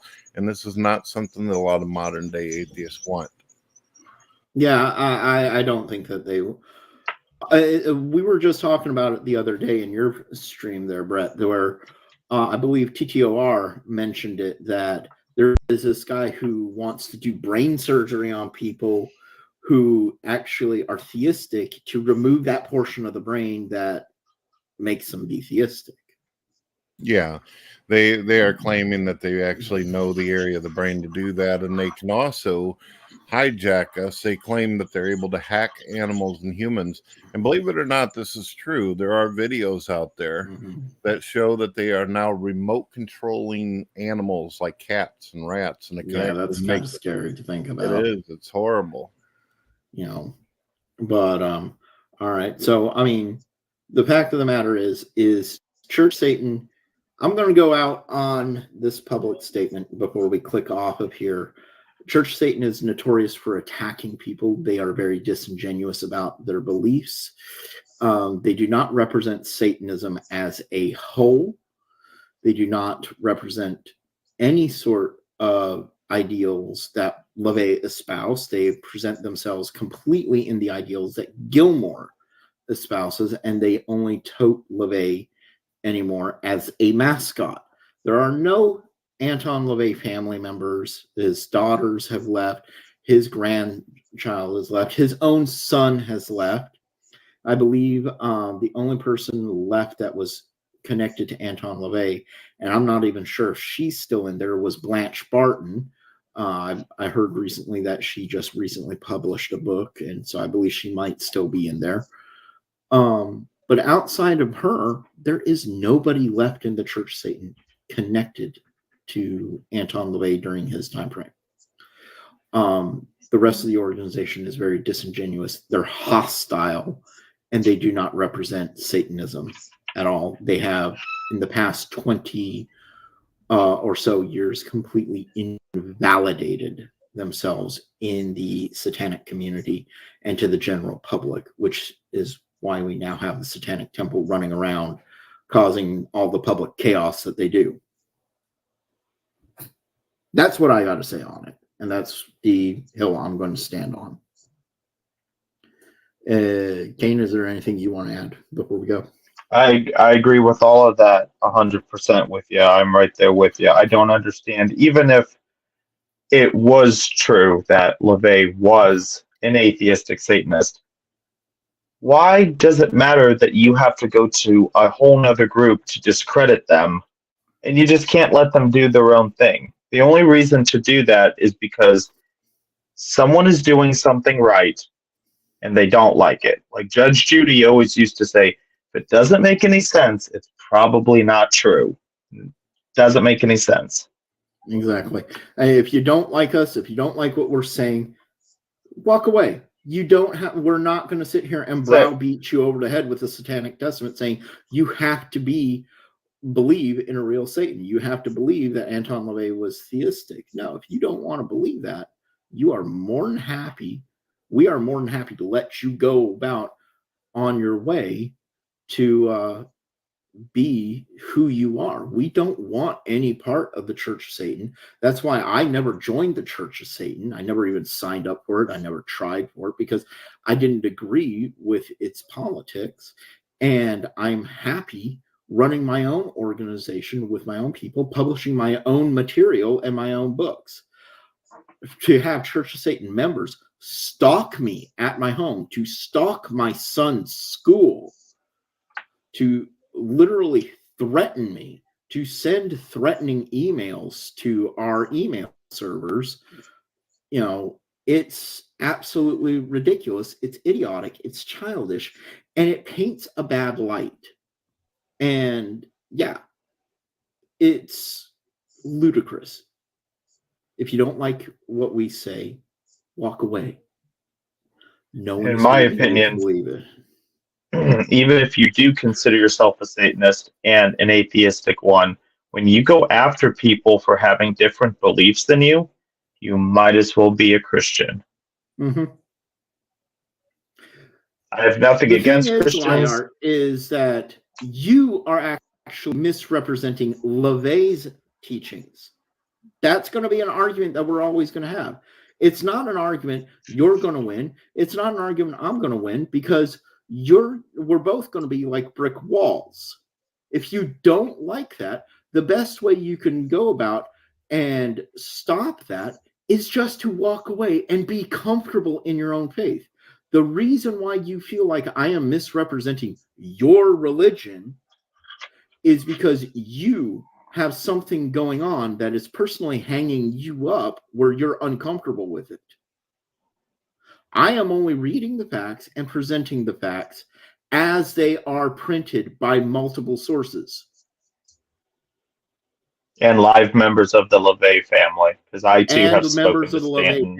People who knew the man personally, lived with him day in and day out. I'm not going to go with a guy who has been flat out openly known to have bought the Church of Satan for about $500 from what people have told me, people who were there, and believe what he says when everything he says contradicts the Satanic Bible. Literally, you can, and I challenge people to do this. I'm sorry, I know I said I wanted to get out of here in like 5-10 minutes, but we're running over that. I'm going to challenge anybody, go out and download PDF copies of all of Anton LaVey's books. PDF copies. You open them up in Adobe Acrobat. Hit Control F, and you type in atheist, not atheist, not atheism, just atheist, and it's going to bring you a list of how many times in each book that word or search term comes up. Go and find out where all these are. In the Anton LaVey section, it only shows up once in the Satanic Bible. When you read Peter Gilmore's introduction, it shows up at least 3 to 4 times. When you read the Burton Wolf introductions, it doesn't show up at all. When you read the Michael Aquino introduction, it doesn't show up at all. That tells me something right there. Anton LaVey, out of his entire 5-book series, only mentioned atheism in passing less than 4 times out of 5 books. And he never, in any of them, refers to himself or Satanism as atheism. If it was being referred to as that, then why didn't he put it in there? And I'll tell you what, you then go to Peter Gilmore's Satanic Scriptures, get the PDF of that, do the same exact thing, and you will see dozens of references to it. And you can even type in the exact quote, "I am an atheist," in all these books. None of that reference will never show up in any of Anton LaVey's books, but it does show up in Peter Gilmore's book. So what does that tell people? And LaVey was a very open man about a lot of things. He wasn't one to just bullshit around or just kick it around. What he said, he meant. And I'm pretty sure if he did, he would have just said right there on the talk show, "I'm an atheist. We view Satan this way," in explaining Satanism. I've seen this clip of when he's there being interviewed, and they ask him all these questions. They may not ask him if he's an atheist, but they ask, what does he believe? What does he do? What does his church do? Not one time did he ever mention it. And I'm pretty sure in an All-American Satanist and the other one that came out, I don't think even Stanton or Blanche came out and said that LaVey said he was an atheist, because he never did. He never did. There was only one reference ever in history that LaVey supposedly said that he was practically an atheist, and that was said to a waiter, not the interviewer. And the interviewer then turned around months later and publicly apologized because that section of the interview never actually happened.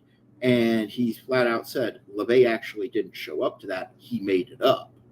So when the one reference to LaVey in a situation that, if it did happen, would have been logical, saying to an ornery waiter who was giving him shit that he was practically an atheist in order to diffuse a situation, how out of 30 years of material that one instance get touted about that is concrete proof? I don't understand that. No, so yeah, liar. I encourage people to go read the material as well and read it logically. And you can get the PDFs for free online. You can look at all that stuff online. And I encourage people literally do the Control F trick. Search for certain keyword terms. You won't find it. The only thing closest to atheism that Anton LaVey ever stated was that I have poor reading comprehension. I've written a 500-page book, and I have poor reading comprehension. Yeah, lovely. You can go away now. There's a thing that I seen commonly. This one last thing. There's one thing I've seen commonly that LaVey said in some of these clips I looked at. He referred to God as being or I believe the adversary or the devil. Now, if you're going to say something like that, simply look up the definition of adversary. This means that you see someone or something as a threat or a problem or an issue that you disagree with. If Satan wasn't real and God wasn't real, then you have no need for an adversary. Then it's just a fairy tale, right? Correct. Yeah. So,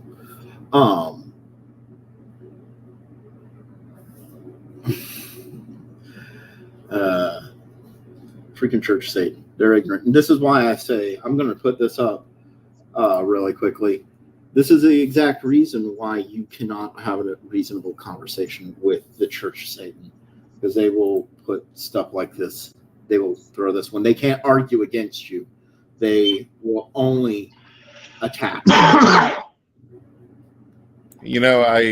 this might make you laugh a little bit, but it doesn't really like cause any kind of pain on my end whenever I hear someone say they're a part of an atheist religion.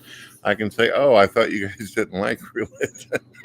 Exactly. Atheism is supposed to be totally against religion. Here they are wanting to be a religion now. There you go. If you just want the tax write-off, just file for that. You don't got to go that extra mile, man. This is one of the reasons why I have a great deal of respect for you. Whenever asked if you wanted to have a conversation, you were more than open-minded and willing to have a talk. And I think that that's the way to do things. These other folks, they're giving themselves that stereotypical version of this, which isn't good. Yeah. And, I'm going to flat out say, I'm going to put this one last thing up.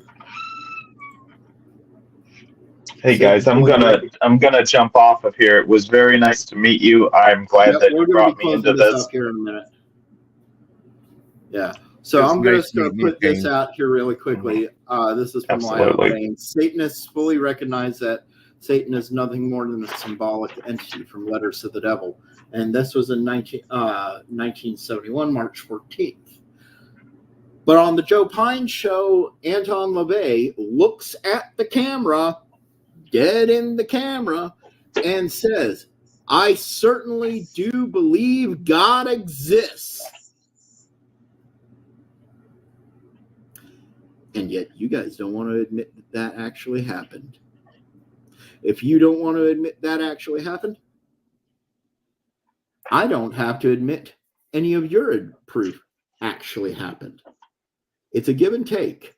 You want to make a reasonable argument, then you've got to admit your component's reasonable argument too. And it doesn't get much more reasonable than a man on camera looking at the camera says, I certainly do believe God exists.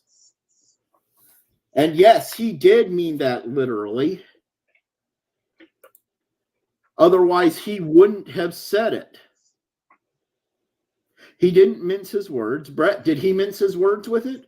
No, he said it quite a few times, and he actually spoke about the relationship between the two entities and referred to them as gods. So as far as I'm concerned, coming from a theistic point of view, the man seemed like he was genuine, like he believed what he was talking about. Yeah. So I'm putting this out here to show people why you cannot argue with the Church of Satan. People, pay attention to this. This is the sort of ignorance that the Church of Satan is putting out there. You cannot argue with them. They are a brick wall. They do not represent any sort of meaningful discussion. You can talk to any theistic Satanists out there, and we will sit down and we will have a meaningful, logical discussion. We will be willing to make concessions where the right way is presented, and we're not going to sit here and belittle people. Instead of people like this Liart Bain, who will stalk you on your internet, will stalk your pages, who will post pictures of your children, will browbeat you, will promote bullying tactics of you, just because you do not agree with them. I did see some clips out there where people who say they knew him, that he was a showman, but that doesn't mean that he's he was definitely a showman. He was, he was a circus performer and a showman before he was famous as a Satanist. He was definitely a showman. And we mentioned earlier in this podcast right here that when he passed away, his final request was to be tell everybody that he died on Halloween, and that was actually respected. That was a flare of his showmanship. There's no argument that he was a showman, but being a showman doesn't mean that you're going to sit there and say you believe in something when you don't. Right. He was being very earnest with that. Sorry. When someone says they're a showman, I usually take that as this is someone who has a lot of charisma. They know how to speak to people and all that. But like I said, his video was genuine. If he wanted to be a lying showman who was deceptive or wanted to cause some trouble, he could have just came right out and said he was an atheist. Even back then, it was difficult for even atheists to come out and just broadly say that without taking a lot of heat. So he didn't have to even associate with Satanism in the first place. He could have just said, I'm an atheist. Exactly. He was questioned about that, and he even spoke about that in the Satanic Bible. Why not call it something that was less controversial? He could have done that and made a lot more headway with people, but yet he chose to call it what it was, and that was Satanism. Anyways, let's wrap this up, guys. We've been on for over 3 hours now. I want to say thank you, Brett, for coming onto the show. You are more than welcome to come back anytime. Kane, I will see you in the future in next showings and or whatnot. We will discuss whenever you want to come on, so you know how to do so. And I want to thank all of our viewers tonight that came in and participated, including the trolls, including the idiot wannabe Church Satan pseudo-Satanists that they are, for coming in and demonstrating to the world why they are so ignorant and why they should not be seen as an accurate representation of Satanism. I want to thank them for showing up. We were expecting them, and they actually delivered quite well. So thank you for that. And thank you to all of our supporters in STS and whatnot. If you guys want to donate to STS when I get this up and whatnot on YouTube, I will put links to our donation buttons down below. And like, share, subscribe. And go to check out Brett's channel. It's Brett Keane Show. And on YouTube, you can, Brett, could you give us your promotional stuff? Yeah, the handle name is @BrettKeen.